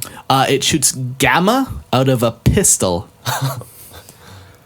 Okay. So radiation guns. Yeah, Okay. I would imagine it is. Yeah, gamma Yeah. radiation And so turns people into the Hulk. Is that gamma? Was it? It was gamma. Yeah, it was Gamma gamma. radiation. Yeah. That's not a good gun to shoot at your enemies. No, only makes me angrier. So they'll create anything from those tiny little gamma pistols to like the massive Arc Mechanicus, which is It's just like they're spaceships essentially. They're like giant factory ships. so everything from something tiny to something massive. Yeah. They design machines, buildings, spacecrafts, weapons, military hardware. They oversee activity on Forge Worlds, and they control vast labor forces of servitors. Okay, I was wrong. This is the most Yeah. common. I know, and that's what I said. Like everyone I'm reading, like, Well, oh yeah, this is more common. This is more common. I would say the low guy Yes. are the least. I would agree. Yeah. The artisans are the most. The genitors are the most spread throughout the galaxy because they have to go search for everything that they want through all the biology. You're not going to yes. find that staying on a Forge World. Yeah. Right? And then the Magi. Second most. Yeah. Yeah. Yep. I'm willing to. These are all say official that. numbers, by Of the course, way. of course. Absolutely. Official. We've done hours of research on just which is the most official or the most numerous. Oh, no, we have not. Christian, this is all canon. The artisans are they they're almost like architects in a way. Almost Architects, builders, engineers. Yeah. Yeah. Like But just the way Lexicanum describes it, like wondrous weapons of war. Almost Yeah. like it's a piece of art for them. yeah. Oh, Yeah, well, absolutely. artisan, right? Yeah. And it's sacred too. Like, Yeah. but Yeah, so every single like different aspect of science within the Mechanicum fits Yeah. into one of these 4 holy orders. And then like each of these orders can be broken down even further. Like they have the megabiologists and the genitors. yeah. Like they all then can break down into another further 10 different areas, really. That's just like your general direction of Yeah. science, right? That you choose to pursue. And this is kind of like the Mechanicum is like basically the same size as the Imperium. So there's like so much depth, so much Yeah. detail that you could get into, but it's just kind of How do you? Yeah. Where how do do you fit that in start? one Like, episode? oh this my is this is goodness. part 1 of a 5-part series Honestly, on the Mechanicum, like, guys. Oh yeah, Well, after we have a lot of good information though. It is. I've learned a lot on this episode about myself. Okay. Nope. After the holy orders of the cult Mechanicus, we have the military branches. Now, you are not going to be happy with how in depth we get into these because we don't. Yeah, We do because not each have the one of time. these is- You do not have the time. Well, they have the time. If they're listening to 4 dudes on the internet and they've listened to 22 episodes of 4 dudes on the internet, they got the time. yeah, this would be disgusting to try and do everything. And we will eventually. Yeah. Classic Lorehammer disclaimer. Soon, TM. Yeah. That's our trademark. So we have 6 or 7, or no, it's more than that. 1, 2, 3, 4. 9. You I don't can know how read to the Roman count. numerals, so Oh my it's gosh. 9. 9. We have 9 different military branches, what we consider. The first one being the Scutari. They are the most common, branch. Force. They have the most numerous. They're basically the cyborg armies of the Mechanicum. They're part human, part robot, and they're very numerous. They Parallel can be with found. like the Imperial Guard. Not that numerous. Not that numerous, but like same that similar function. similar role where they're the grunts. basic grunts. Okay. Every Forge World will have them, where not every Forge World will have these other branches. Right, yes. necessarily. You're not going to find the Legio Titans Yeah. on every Forge World, but you will find Scutari. Yeah, and they're equipped with like rad guns and just exotic technology. You got to take a look at the models. They're cool. I like they're them. So, like almost every single piece from that the Mechanicus has put out, I love. Yeah. There's only one or two It's got things. its own unique flavor to it. Where Yeah. like if you look at a Space Marine model, sure, You're it's like- cool, but it's like how many factions or how many different chapters. No, like how many different like universes, like settings. Oh, have StarCraft. a similar have a similar Space Marine or a similar Imperial Guard, where Right. the Mechanicum is unique. Yes. like while still being human. Yeah. Kind of. Sure. Not really. cyborg. All right. But yeah, Flesh so is the weak. Scutari are the cyborg armies. They're the most numerous. They do the grunt work. Like they're just Okay. After the Scutari, we have the Collegia Titanica. Anyone, Micah, would you care to hazard a guess as to what this pertains to? The place where Titans go to school. That's where they get their diplomas. Yeah, and then they become Yeah. Progena. You fool. Yes, the Collegia is responsible for Titans. Yes. Or the colossal god machines. Yeah. So beautiful. This is. An I love that episode description of it. Yeah. Yeah. So these are like their massive Titans. They have their bunch of different classes in it. Yeah. But there's Like the smallest one is like tall, like 100 feet tall. Yeah. Walking robot of death. Like. And Mark, you were saying that like the biggest one that you know of was like 300 meters or something. Yeah, like that? Games Workshop has a very non-standard Titan height. Like some are like the biggest is 300 meters, and then the which others, is like 900 feet. That's disgusting. Like so, Huge. whether like and others are like 300 feet, and like some people speculate, oh yeah, like they just put meters instead of feet or whatever. They didn't quite, that's enough There's Yeah. that freedom that the author has yeah. in their mind. And when you're talking about something that's been around for 30 years, of course stuff is going to be changing and different. But like we said, like some of these have been recorded to be like 300 meters tall. Yeah. Like a walking robot. It's Like, it's, it's it's like a walking building at that point. Yeah, Walking and, like- skyscraper. Yeah. Like Honestly, humongous. like there's with weapons. yeah. Lots. It's wild. Lots The of weapons are also as big as buildings.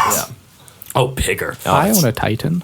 Nope. I own a Warlord Okay. Titan. The He's 90% finished. Worth mentioning how many pilots each Titan has? So Depends on the Titan. It depends on the Titan, but there's always going to be like a Princeps Majoris, right? Yeah. So that is like the main pilot of the Titan. That's the one that like fully integrates. Yeah. with And then the- you have others that like monitor like reactor levels or fire like Exactly. the left shoulder. But it's Yeah. like a very small crew for such a massive. Yeah, massive we're piece of talking like command. 5 at tops. The for, like, a command Warlord. is that, but there are servitors everywhere. Sure. throughout it. Yes. And they usually have like a tech priest assigned to it. An as Archmagos well. even, Yeah, depending but- on, right? But yeah, like for the size of a war machine, we're not talking about like Hundreds of people. exactly. Exactly. Which is odd because that is standard like Imperium protocol Yeah, yeah, yeah. is to be like, there's one gun, like a macro cannon. Yeah. We need a crew of 700 people to fire this, but not with 650 of them are gonna die. right, exactly. After the Collegia Titanica, we have the Centurio Ordinatus. All these are so fucking sweet. I Like know. everyone, you're like, oh, that's awesome. Then you're, Yeah. oh, that's awesome. Like, So what we wrote here is for Leviathan-sized war machines. Now, there are only a handful of these machines in the galaxy. and each one is more unique than the last, unique and different. It like honestly, when I was reading about these, it came across like 5. They're all named like very specifically, and they're all really different. They're built on a planet for a very specific purpose, and they're so large that they don't remove them off planet. Yeah, they'll just end up leaving it on the planet in a bunker. Yeah, exactly. But like, for an example, Just in case you need it again. yeah, for an example, one of these machines was made specifically just to dig through the entire planet. yeah, Like, so it was made to dig from one side of the planet, like through the core to another side. Yeah. Like, and that was its purpose. And obviously it's like breaching something or doing whatever. yeah, maybe But- on the top of the surface there's a huge energy shield that they couldn't penetrate. That's why they had to do this. Right. So in the end, like it did its job, Yeah. but it's too big to move. Yeah. They can't move this thing, so they leave it there. Obviously with many protections Yeah. and doors and everything, because it's so sacred, because there's so much information Yeah. shoved into this one thing. Yeah. There's one on Armageddon, guys. It's called Oberon. Go check it out. We forgot to show Paul that Hell's Reach comic. Oh, terrible. I know, I gotta message him about it. It's I love like the mysticism behind this Yeah. like one thing, and that Yeah. each one is like you can Each one is a feel unique relic. I feel it's like they view them as like a prophet almost. Like that's the kind Sure. of like they're so unique, and it's like I can't believe I'm standing in the presence of like Yeah. Oberon. Well, right? they're like technological wonders. yeah, exactly. It's so cool. God machines? Some would say so. Yes. Little G? Well, they're, G. they're even bigger than like Titans. Yeah, I'd imagine Some? most would. I would No, imagine like most I'm would pretty be. sure they all are. Really? Like I this- guess that makes sense because they couldn't be like deployed or like picked back up. Right, Yeah, yeah, like exactly. they Yeah. can't move them. And even so in the third war for Armageddon, where Grimaldus finds where if you haven't seen that comic, the Hell's Reach one on YouTube, go find it. It's so totally, good. It's totally worth watching. But he finds this this Ordinatus, Armageddon Ordinatus, and he starts to wake it up. Yeah. And I think like they only wake up a small portion of it in the end. I think is what yeah. I read. Okay. Like they can't even wake up the whole thing. It's so massive because Yeah. they're ruled by quote unquote AIs Yeah. or machine spirits, right? Yeah. And so to like rouse that sleeping beast on this massive thing, like the tech marine couldn't even do it. Yeah. Like it's so wild. cool, so cool to me. So Fine. okay, We'll get to it. Auxilia. I could just talk about that. I could just They're- cream about it all of day. them are so sweet. Yeah. Okay. Auxilia Myrmidons. So I'm just gonna jump back to Skitarii for one How second. dare you. For more of fulfillment. Okay. Skitarii are almost like drafted, and they don't have like a lot of autonomy themselves. They are cyborgs, and like part of their brain is like ruled by the warrior caste or whatever you want to call them. Like they're ruled by their higher ups, where they don't have autonomy themselves necessarily. Could you almost liken them to servitors? I would say they're a step above. Yes. So you have your servitors, and then you have your Skitarii. Like higher functioning, but still. Yeah, but they're definitely not like making up their own plans and ideas and like doing their own goals. Interesting. And, yeah. So when we're talking about the Myrmidons, they are also another branch of like the warriors that the Mechanicum use. But where the Skitarii are more programmed or whatever, the Myrmidons or war savants, they keep their intelligence and whatever, and then they amplify that, and they're made for war. Like these are like Strategists. yeah, and exactly. Like they not only are good at war, they enjoy war. They augment their bodies for war. Like Yeah, they're described as war savants. exactly. So yeah, they're just That's a good distinction They're to really they're like the elites essentially. Like They're also known for being siege engineers. So really it just comes back to the whole tactician thing is that they study war. exactly. Right? Like that's what their they purpose. do. Where like a Skitarii is not reading war textbooks. Where these No. guys are like they're Yeah. learning the. They're tactics. honing their craft. is what Exactly. they're And not doing. only just like the strategy, but like the tech side of being able to make the equipment to do siege and that. type of stuff. Exactly. Right, yeah. exactly. So After the Auxilia Myrmidon, we have the Ordo Reductor.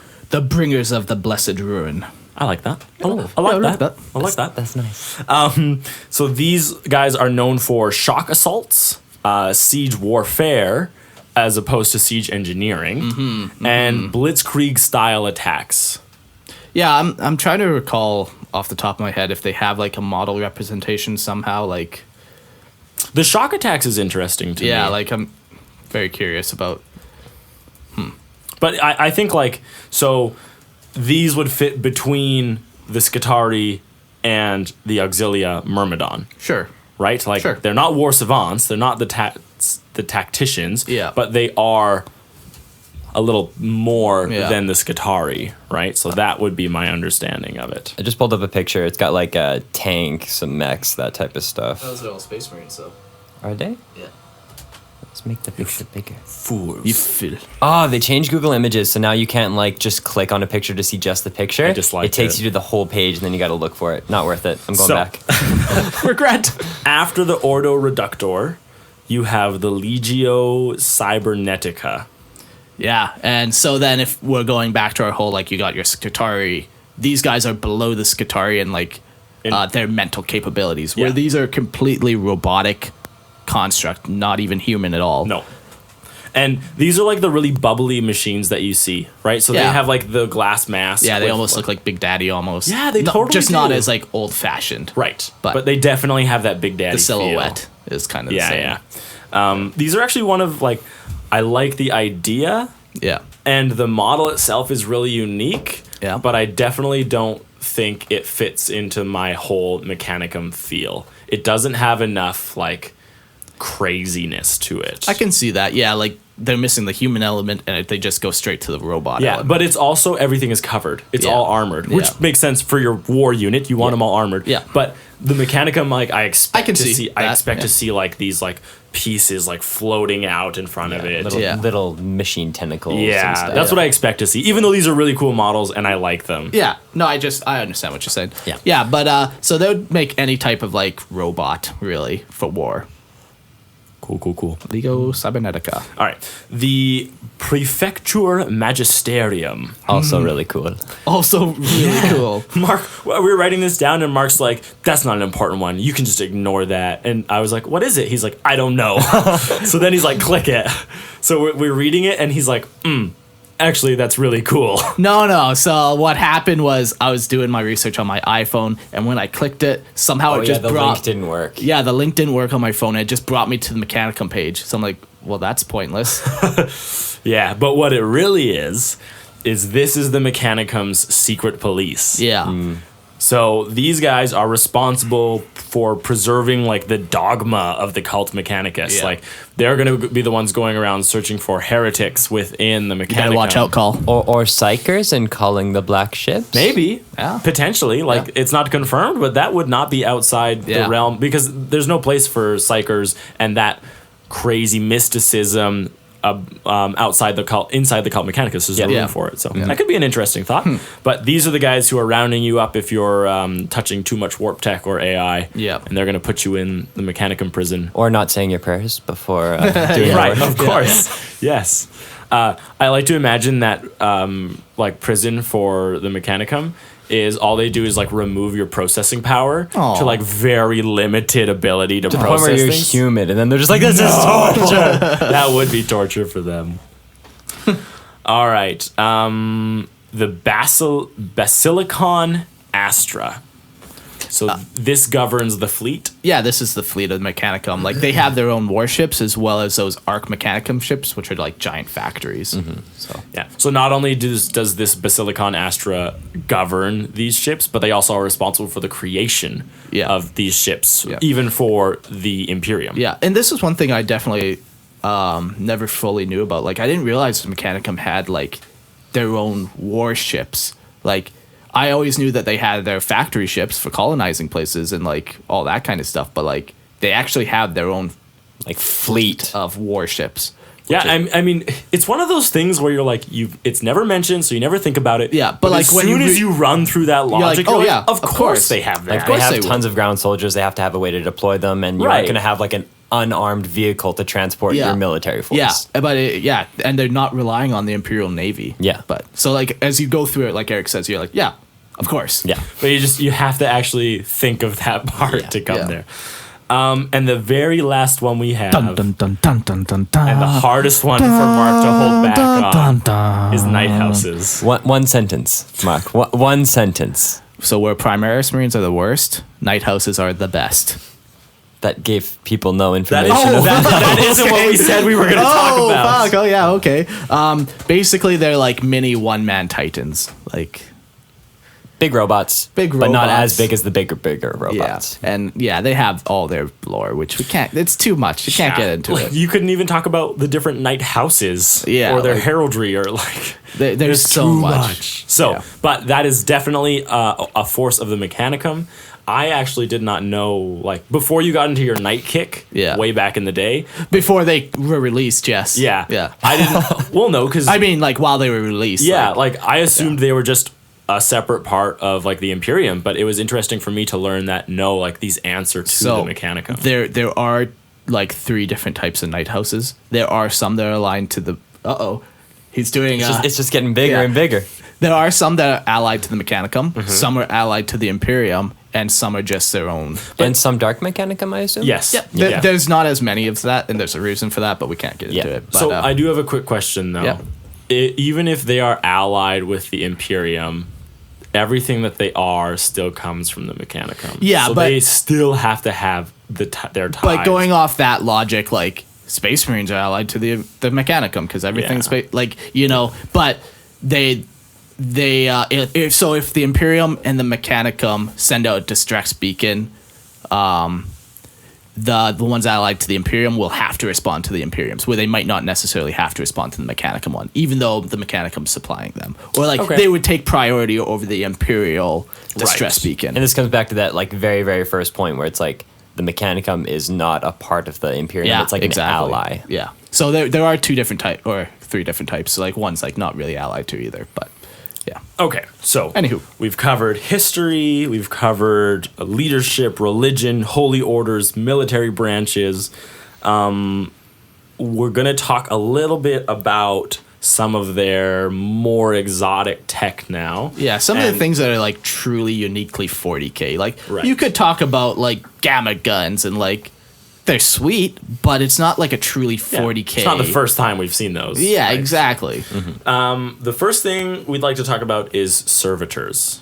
Yeah. And this is a disgustingly huge base of information. The word servitor is used to describe any fusion of flesh and machine that is designed for a specific purpose. Yeah, and is usually no longer like self-aware, essentially. Like, because you could be like, oh, fusion of flesh and machine. Yeah, like The robot Skitarii- arm suddenly, Yeah. like that doesn't make you a servant. No. No, Of it's course like not. you are now not brainwashed, but like mentally lobotomized, wiped, basically. lobotomized, and then like the computer takes over like your your actions. Right. Essentially. You have And a that's- single function. The or- servitor is also the way the Mechanicum gets around their AI regulation. Yeah. Yeah. So even though it's run by the computer, they still have that flesh, Yeah. quote, flesh attached to them. Yeah. So technically it's not an AI, it's a cyborg. Yeah. Yeah. So that's how they get around it because AI is so scary. Like, That's super one of the ways taboo. for sure. Yeah. Yeah. But yeah, like a servitor can literally be anything from like a human that has like lifting arms for like lifting crates, and like literally all that servitor does is lift up crates that are like 10 times the size of them and moves them somewhere else.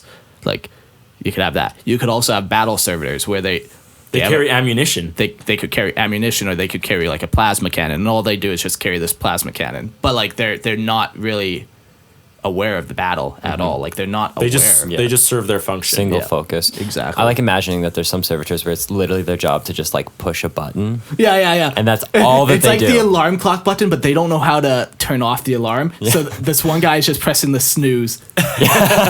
yeah. For the past 10,000 years, he's just been hitting that snooze button because they don't know how to turn No, off the but alarm. really, like it's easier for them to build that servitor. It's Yeah. it's less heretical for them to build that servitor than to figure change out- something yeah. in that machine. Right? Absolutely. Like servitors just literally can be anything you can think of, from a factory worker to a soldier to whatever. And there's different types, like servo skulls. I imagine they would fall under the servitor. Yeah, I think like, so. Yeah. A servo skull is basically like a human skull that's fitted with like a anti-gravitic repulsor jet that then has a camera eye or a relay Recorders. beacon or something. Yeah, some and communications. Maybe even like a little las gun on it, like Digital weapon. digital weapon, like, and it just will hover around and like do its thing, like scan the terrain or whatever. Where you also, it's anything. It's anything. It's such a broad. Yeah, but the thing. main thing to know about servitors is it's that flesh between, or that fusion. fusion between flesh and metal, and it's that The metal's winning, basically. metal is winning, and it's no longer sentient. Yeah. The machine spirit. Oh boy. This one's a little tricky. Yeah. So It's From- not AI. yeah, from my understanding though, it really It is AI. It's justified, religiously justified AI. Yeah, like they like, as the name implies, they think it's like the machine spirit, like the motive force is in it, but really they've created like this little AI thing to like run a tank or run a system. Yeah. And they end up praying to the machine spirit and like petitioning it to do things, and like it's like really they put all this religious significance on it, but really they're just asking like an AI to like do something for Yeah, them. and since it's an AI, Uh, it has a will. yeah. It may or may not do what you want it to do. Yeah. So hold on, does it actually have like that free will? Because in my head, it's always been like Siri as opposed to like an No. actual like conscious sentient thing. A lot of it seems to be like that conscious sentient thing, Like the there- will. Yeah, like there are examples of like Of it saying no?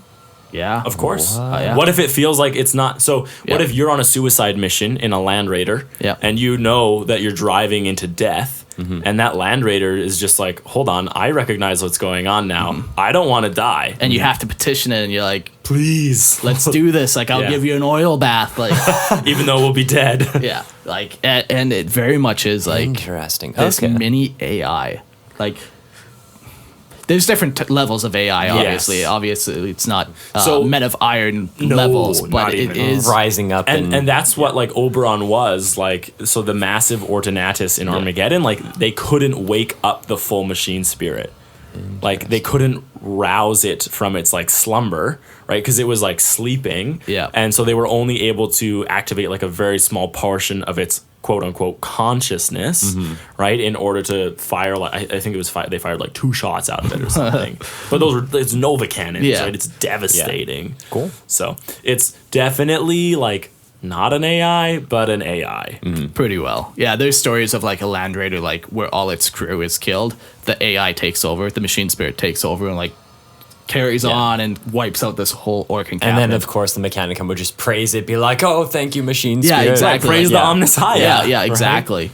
Yeah, it's very I think it's a really cool flavor that they Yeah, have. absolutely. very cool and very like if you really think about it, like Yeah, the weird thing to me is that has grown into like everything has a machine spirit. yeah.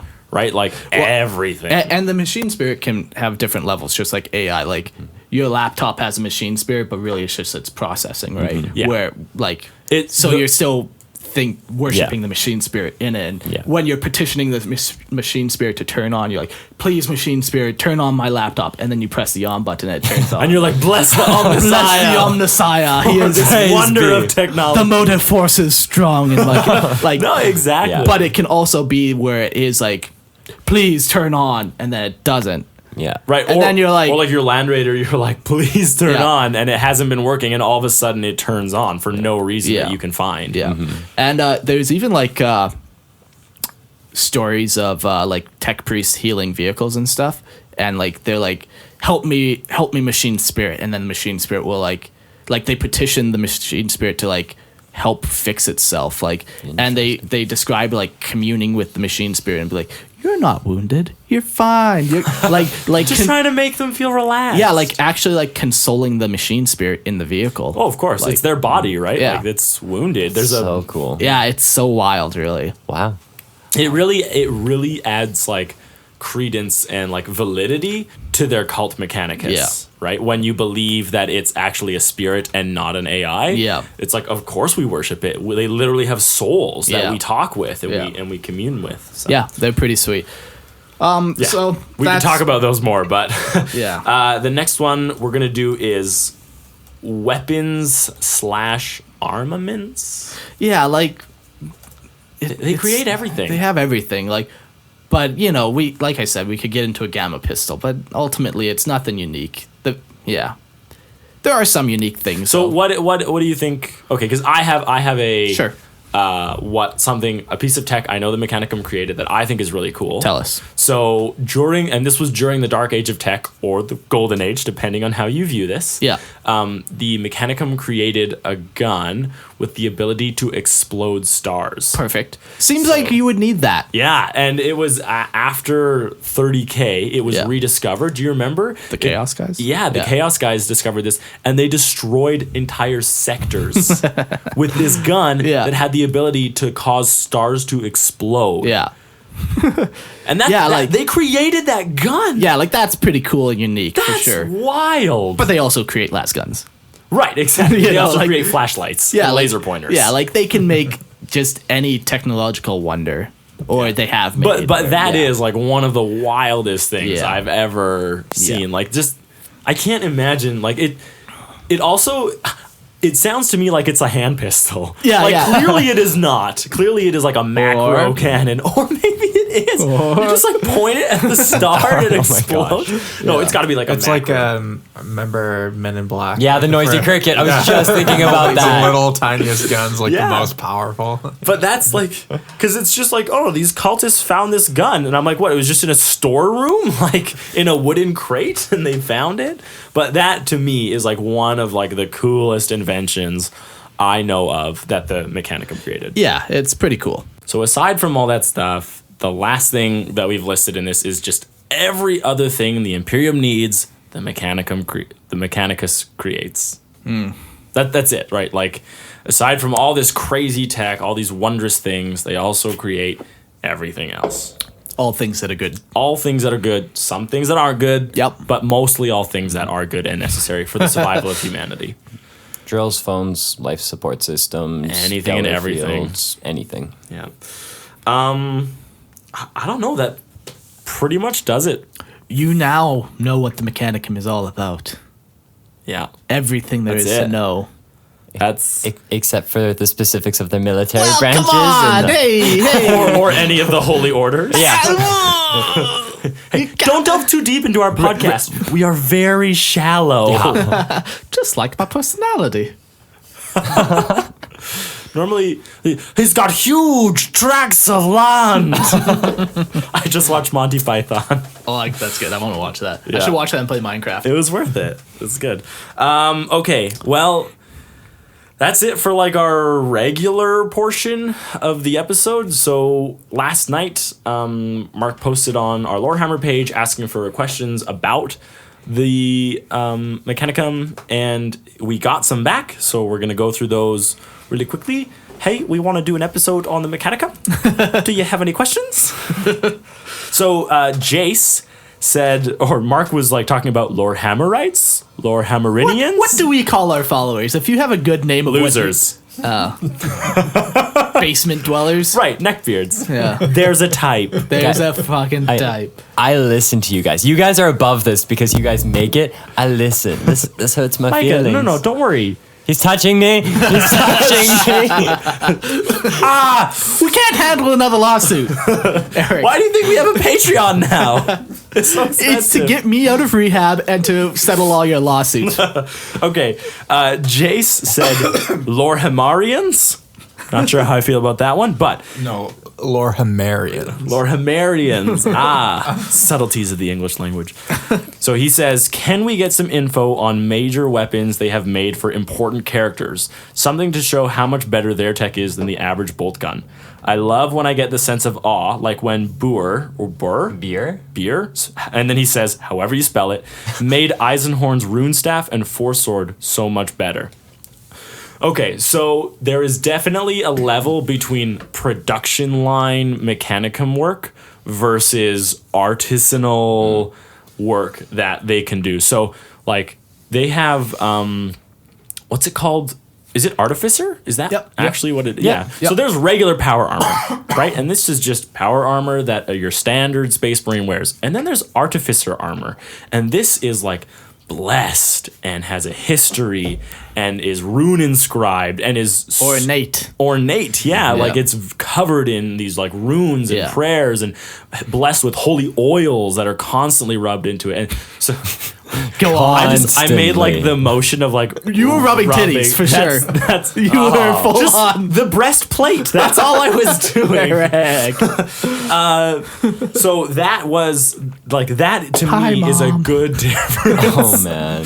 That to me is a good difference between your standard production line mechanicum versus something that care is taken into. Yeah. So you wanted an example. Mark and I were talking about this, and he said the Gauntlets of Ultramar. Yeah, that'd be an example of like. It's a unique weapon that doesn't exist outside of Calgar. Yeah, and like even the Mechanicum, since creating it, has not been able to like penetrate inside the gauntlets and find out its like inner workings. Like, Because they're so old. some Mechanicum member made it, and then Well, this kind of comes to the whole like stagnation and like almost regression, where it's like the things that were maybe originally made and are older. Initially, you would think that they've kind of like decayed and are worse, but because there hasn't been progress, then they're actually like better. So like In some M30, cases. they were still using the flathead screwdriver like a bunch of fucking retards. M31, they got rid of it. So by the time Robertson. Yeah.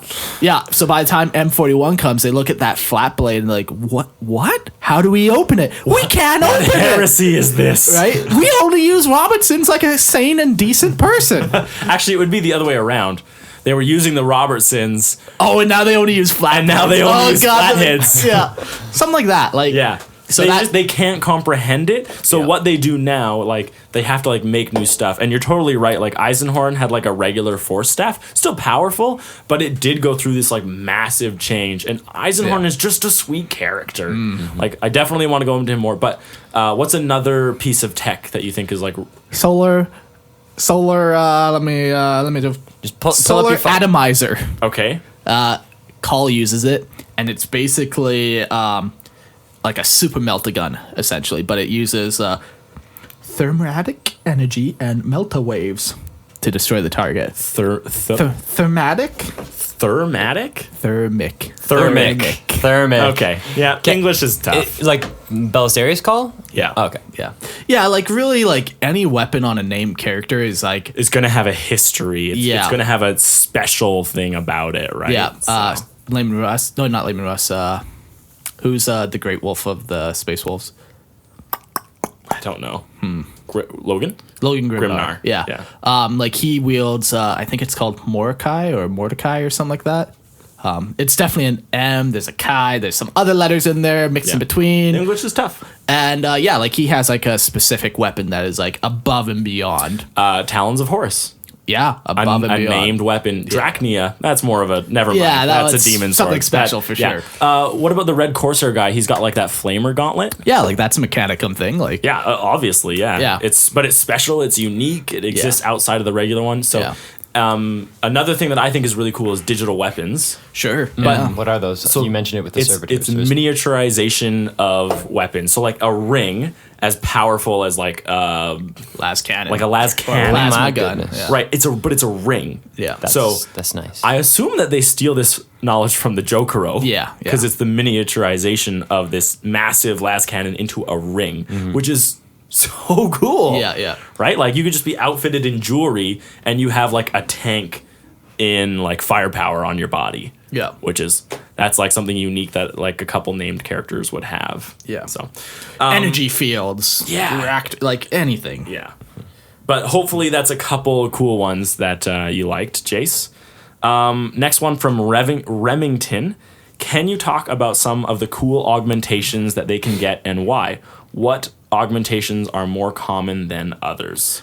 I would say, like, off the top of my head, like, obviously going outside of bionic limbs, like, that's by far the most comic. Yeah, it's the easiest to do. Yeah. You chop off an arm, But you replace it with a tentacle. I'd say, like, the next most common one would be, like, eyes. Like, bionic eyes. And they give you the ability to see, It's everything. to look. Record, see in different spectrums. Instead of zoom in. getting glasses, they just get new eyes. Yeah. Like, Honestly, like Yeah. it's probably easier. Infrared. Yeah. It's better to get new eyes than glasses. Hawkeyes. They do like tank treads and stuff like that for legs sometimes. Yeah. They get like Dr. Octopus tentacles. yeah, called mechadendrites. Mechadendrites. Mechadendrites. Yep. All right. But to me, like the mechadendrites is the most Mechanicum flavorful. Sure. That is like when I picture Mechanicum, I picture like a hooded, robed character with like lights for eyes, Yeah. and like these tentacles like oozing and pushing and like writhing under their robe. Yeah. like that's what I picture. Yeah. The metal oozes. It, honestly, like, but that's what it looks Yeah. like to me. Think It- like really like Dr. Octopus, Yeah. Dr. Octopus, but like more. more. Yeah, like it's that fusion of the sentient technology with the human flesh. Yeah. So,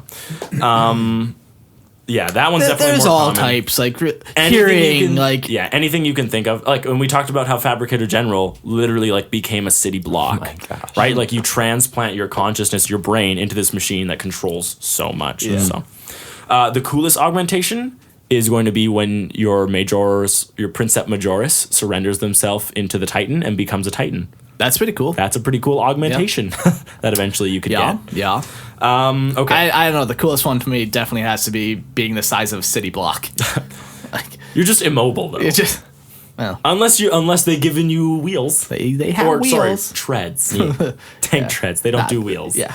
Or grav chutes. Okay. Michael asked, question for the Void Dragon. Can you show me on the doll where the Omnissiah touched you? You Pokemon, you. Also, why did you and the Deceiver listen to Kegorath? Seems stupid. So I cannot personally speak for the Void Dragon himself. Right, but I'm assuming that the Omnissiah touched him here. Yes. And most likely here. Lower. Yeah. Yeah, there it is. That poor Void Dragon. I know, but that I'm glad this isn't a video podcast, so you guys didn't have to see that. went right up in there. If you don't know what the Void Dragon is, you'll pick that up in a little bit. Yeah, and the Void Dragon trusted the Deceiver because the Deceiver changed his name to the Trustee. Oh, So you gotta trust them. you gotta trust the guy whose name is the Trustee. yeah, it's that We'll whole get into thing that, is a yeah. lot of speculation. Yeah, about it. we'll get into that a bit later. But thank you, Michael. Obviously, like we're on the same path. Like, what's this whole deal with the Void Dragon? So yeah, question from Matt. What do the Mechanicum ponder in the cool of the night as they lie awake in bed? First of all, they definitely would lie awake because I don't think they would sleep. some of them probably don't. They would definitely have given that up. Yeah, Right? I would imagine so. Wouldn't help them at all in their quest for knowledge. So why wouldn't you just remove it? You still need to like would upgrading your software be sleeping? You know, like Maybe, but Right. I more view it as like they'll shut down parts of their brain. yeah. Right? Because Sure. everything is just so mechanized. Yeah. Anyways, they like, you gotta have seen, like, if you didn't see it, Matt, like I posted an image after that thing you asked, and it's like a whole like little Bless Me Omnissiah comic. But honestly, they probably ponder like, how can I better commune with the machine spirit? Yeah. Right? Like what knowledge should I quest for next? else, right? Like, what can I imagine to bring like glory to the Cult Mechanicus? Like, it's got to be stuff like that. I just like thinking that they're basically like obsessed with their bodies in like a very bro way. And they're just like, oh man, I'm gonna get this sick new tentacle. It's gonna be so good. So good. Oh, such a bro. Oh, Bro, do you see my new eyes, bro? Gross. different spectrums. Bro, check out this new quad core chip, bro. But like, Wretched. they're like flexing, but it's like flexing stuff like that. That's a kind of funny way to put it. Vinny says, finally, guys, I've been waiting for this one since episode 1. If possible, can you give us more details about Skitarii in 30K and 40K, please? Thanks a lot for your excellent work, and cheers from France. Thank you so much, Vinny, for your question. And France. We and appreciate you, thank France. The answer is no. All right. But we still do appreciate moving you. on. Yeah, we just can't afford to go too deep into the Skitarii at the moment, but the more you bug us, the more likely we are to just do an episode Just of it. harass them ceaselessly. It's not to do an episode of it. It just bumps it up in the queue of episodes that we will be doing. Yeah, because the more people want to hear like specific episodes, the more likely we are to put that on our priority list. Yeah. Right? for the fans. Those are the questions we got. Thank you for your questions. Obviously, always a pleasure. We'll do this again for our next episode that we do. And I hope you found it useful. Yeah. I know you didn't, but I hope that you did. It definitely had no good information in No. our answers, but take from it what you will. Yeah. Okay, 2 more things we want to get off our chest. The difference between the Mechanicum and the Mechanicus. Mark. The difference, as you have it written down, difference between cum and cuss. So It's short form. I got a little distracted by it. Hence the silence. So Gotcha. the difference between the Mechanicum and the Mechanicus is the Mechanicus was basically the Mechanicum from when it was founded. So M3. Sure. Like if that's officially when they start calling it that. Oh, I see. Who knows? Yeah. But all the way until basically they signed that treaty of the Olympus with Terra, and then they turned into the Adeptus Mechanicum. Or Mechanicus, I mean. So it started off as the Mechanicum or Cult Mechanicus. Yeah. And then once they sided with Terra, then they became the Adeptus Mechanicus. Yeah. And they kind of changed from to us, and they adopted Adeptus. Which is odd because I use them interchangeably. Lots of people do. Like, and depending on the that- sentence I'm building, sometimes I'll say Mechanicum, sometimes I'll say Mechanicum. It's Yeah, because but- you but speak the- low Gothic. But the Filthy correct Zoom call. the correct one is Mechanicus. Okay. Adeptus Mechanicus. Adeptus Mechanicus. It's worth knowing. In 40K, anyhow. It's worth knowing. Yeah, and- I just don't care. But interesting now that I think about it is that it's still the Dark Mechanicum, but the Adeptus Mechanicus. So they kind of go back to like Well, that 'cause they never Mechanicum title. Oh, they try- never changed it. Yeah, I they guess. never Well, changed because they it, never 'cause liked it in the first place. Exactly. They were always the Mechanicum. So, yeah. Okay, that's good. And now we're on everybody's favorite topic. My shit story. Is that what you want to do right now? No, we're talking about the Void Dragon. All right, so the Void Dragon. Mark, why don't you give us a very brief introduction? So, my first of all disclaimer is I don't know everything about the Void Dragon. Not even remotely. And the lore is changing, and there's things that have been hinted. So that's the typical disclaimer. But basically, the rumor has it that during Terra's medieval period, the Emperor came in contact with the Void Dragon on Terra. So this is before Mars was even a thing. This is yeah, before like this space. is during the Middle Ages of Yes. Terra. Like Yes. this is long time. This is ago. hundreds of years ago now. And there's a story, whether it's actually factual or more of a analogy. Yeah, like a metaphor? myth. Yeah, where a knight rode off and defeated the silver dragon and then banished him on another planet. Yeah. And So that's it's- like the myth surrounding Yeah. what we think is happening here. and people imply that the dragon was the Void Dragon and the knight was the Emperor, and then the planet was Mars. Yeah, and so it was like the Dragon of Mars or something like that, right? Yes, he has his name as the Void Dragon or the Dragon of Mars. Yeah. So this is where it gets weird and interesting. It's thought that the Void Dragon, the dragon that was killed, was actually a Satan who His name was Magladroth. Yeah, who's known for having like technological wonders or whatever.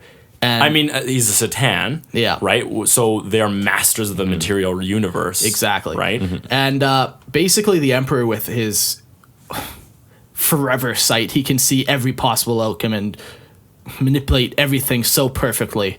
He banished him on Mars. Within Mars, because he knew that eventually Mars would be terraformed and like... he foresaw everything that would happen, Exactly. so he's like, this will help us. Yeah, exactly. Then, like, he knew that the Void Dragon would like whisper to the Martians and like increase their love of technology and start worshiping it, and eventually he would become like the machine god, like the Void Dragon would. Right. So if there was anyone ever to reach into the consciousness of like the tech priest or the fabricator general and like whisper like divine things, Yeah. it is this Void Dragon. Yeah. That may or may not be inside Mars. And may or not even be a Satan. Right, exactly. Everything at this point is like speculation. One thing I also read is that it might not be like the full Satan, but it might be a shard of the Satan within. me. It's like Yeah, with the whole new Necron lore. Not even Necron, new. Like, it's... It is what it is now. Yeah. But anywho, so... Yeah, like, the Void Dragon is trapped on Mars and basically, like Eric says, just, like, whispers to, like... people like build this because he just loves technology, I guess. I don't know, it's a weird thing that like, but he's also asleep, right? He's not fully awakened. Yeah. Like, there are supposedly like within this Noctis labyrinth that he's kept, there's guardians of the dragon. Yeah. And they are responsible for making sure that he does not wake up, right? Yeah. So he's like got these like energy beams caging him, like all this crazy stuff. yeah. And so like it's still, so it's not confirmed that this is a Satan. Yeah. But based on the similarities Yeah. between the story of Magladroth and the story of the Dragon of Mars. Yes. So Magladroth is the Satan. Yes. So the similarities between his story and the Dragon of Mars' story, Yes. we assume it's the same thing. Yeah. But we can't confirm it anywhere. So here's something I just kind of thought of. So I this whole thing, I'm always like, why would the Satan like be helping people on Mars? Like, why would he care? Why would he invest any energy into that? What about this? So every servitor that is made on Mars, they basically suck out the soul and feed it to the Satan, who eats souls, and in return the Void Dragon is like, here, have some knowledge, right? So maybe that's his motivation. Maybe there is some like dark pact where like the Mechanicum is feeding him souls, either directly aware of it or indirectly, and that's why he's helping out. That's interesting. That's cool. Yeah, who knows? I don't know. Does Games Workshop even know what they're doing with this? Who knows? Because the whole thing is that he's like lying dormant, but maybe he's like passively absorbing all these souls as they're like kind of being taken away from these bodies. And Yeah. that's cool. No, that is a very interesting thing because they definitely become mindless. Yeah. So it's not like a full biotransference maybe, but part of it, of their humanity. Pretty close, I would say. Like, they lose all sense of themselves. yeah. So there's a couple things that I'd like to say. Yeah. So sometimes people have access to the Dragon of Mars's like memories and Yeah. seen like glimpses that he's seen. One memory, the Dragon of Mars, and this is obviously one of the reasons we think it's a Satan, is he said that he waged war against his own kind, Which, right? yeah. And there's no other dragons out there, right? So Sure. So he waged war against his own kind, left him in a weakened state, and hid on Terra. So that's why he's there in the first place, Okay. right? And if it's possible at that point, maybe at that point that's where he's shard, like he's made into like a bunch of shards. That's Yeah. why he's really weak and can't really act on his own. Yeah. He's okay. So one of the guardians asks like another guardian whether, quote, the others have already devoured all the stars. yeah. So that is definitely a straight reference to the star vampires, the Satan themselves. Yeah. So he's talking about like they've seen a glimpse in the Dragon of Mars's memory where he's eating stars or gaining their energy, and he's like, Yeah. oh, like there's others, like have they eaten like all the stars that they could or whatever. So that's another reference that kind of lends its credence to the fact that it's a Satan. Yeah.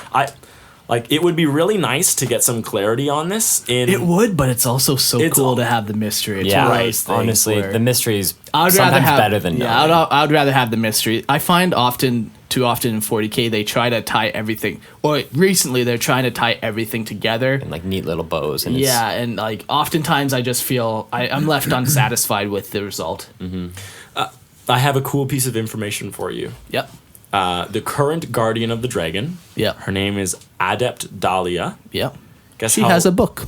Guess how long she's been a guardian of the dragon for? Oh my gosh, I think I actually know this. So like when the Emperor originally like imprisoned the Dragon of Mars, then he like made like these guardians and then he gave them like extremely long life. That's what I read / heard, maybe Yeah, speculation. that's true. But all of this is speculation. Nope, that's in the So lexicon. Okay. Dahlia herself has been around for 10,000 years. Yes. She was one of the original like It was during the Horus Heresy. yeah, during the schism of Mars, like she got whispers and then she went down and she had this whole adventure and there's Yeah. a book. Read 10,000 years though. Yeah. She's sat in the Noctis labyrinth and like guarded the dragon. So cool. How do you not go insane? She had companions? I don't think so. To me, it sounds like there's only like One at a time? Guardian. Well, yeah, like she went down there with a couple people. I forget if they ended up dying or not.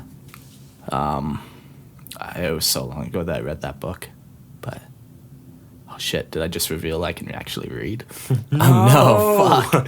he meant Eric reading it to him. Yeah. Sorry, that's what I meant. Yeah. But yeah, like they have extended life. These guardians. I don't know, like. I don't know what else to really say about them. To me, like I said, that I really just solved for myself right now was like the biggest thing is like why is the Void Dragon helping people? But if they're feeding them it's selfish, souls, yeah, like then sure. I don't know. Another interesting thing about the Void Dragon, Magladroth. So, and I don't know if this has been retconned or what, but apparently in a Battlefield Gothic magazine, Okay. it states that he actually created the warp suppression pylons. Really? Yeah. Huh. And then the Necrons spread the network of them around the galaxy. If anything, he seems the most like good guy Satan. Yeah, not all the Satan were bad. No, but yes, because all of them participated in sucking the souls of the Necron-Tur. Is that bad? Well, like honestly, is that actually bad? Like It's perspective. exactly. Right? So Like yeah, but apparently in the White Dwarf Battlefleet Gothic 13, I have no idea how old that is. Right? Could be imagine it's super 15 plus old. years, like Yes. since Battlefleet Gothic was a game. So that could be like really wrong, but apparently he's the one responsible for creating those. that's pretty cool. Yeah. Huh. I don't know. I don't know. Like It's such a weird thing, yeah. but I think it's pretty safe to say that he is the machine god. Yeah. Right. He's the one who they're praying to, and he's the one who whispers to them in the if night. anyone answers their prayers, it's this guy. Yeah. The Emperor just takes all the credit. Yeah. Well, no, the Emperor, like, no one's ever met the Void Dragon. Yeah. Right. Very few so people. He is like a spirit. He is a god. Yeah. He is something you can't touch. And then the Emperor. Isn't he? Isn't there like a literal physical? There is, within but Mars? not to the cult. Oh, okay, So yeah. there's going to be like one or two people Yeah. who know about this. Yeah. Okay. Right. Literally, no one else. I knows guess about that is something to point out. Like the Void Dragon trapped on Mars is not. That's like an The out of uni- Mechanicum doesn't. Yeah, know that's like exactly we know where it that is. because we're allowed to, but like the Mechanicum itself does Oh, not really. I would. not aware. I bet the Fabricator General doesn't even know. No, exactly. It's literally just the Guardian of the Dragon Yeah, that knows about this, exactly. and the Emperor. Yeah. Maybe Roboot. No. No, you don't think so? No, Yeah, and that doesn't even surprise me. Like, Yeah. I would be like, of course, he doesn't need to know about that. stuff. exactly. I may have read somewhere, and this may just be me like making crap up, but the original Fabricator General, Yeah. who ended up going to the Dark Mechanicum, Kelbor Hal? yeah, I think that he actually believed that there was like the Void Dragon within Mars. Maybe. Not sure. Yeah, I haven't read anything that says that's not true. So, It's now Haven't read canon. anything. Christian. It's not canon. yeah. What was I gonna say? I was gonna say something different. Yeah. Email us what you think the Void Dragon is. Like, Yeah. I'm open to have a conversation, but I know me and Eric have had this conversation a couple times already. So we are, Yeah. we're undecided. It's yeah. Yes. I don't know yet how if I even like it a lot. Yeah, right? yeah. I'm not sure how I feel So. in total about it.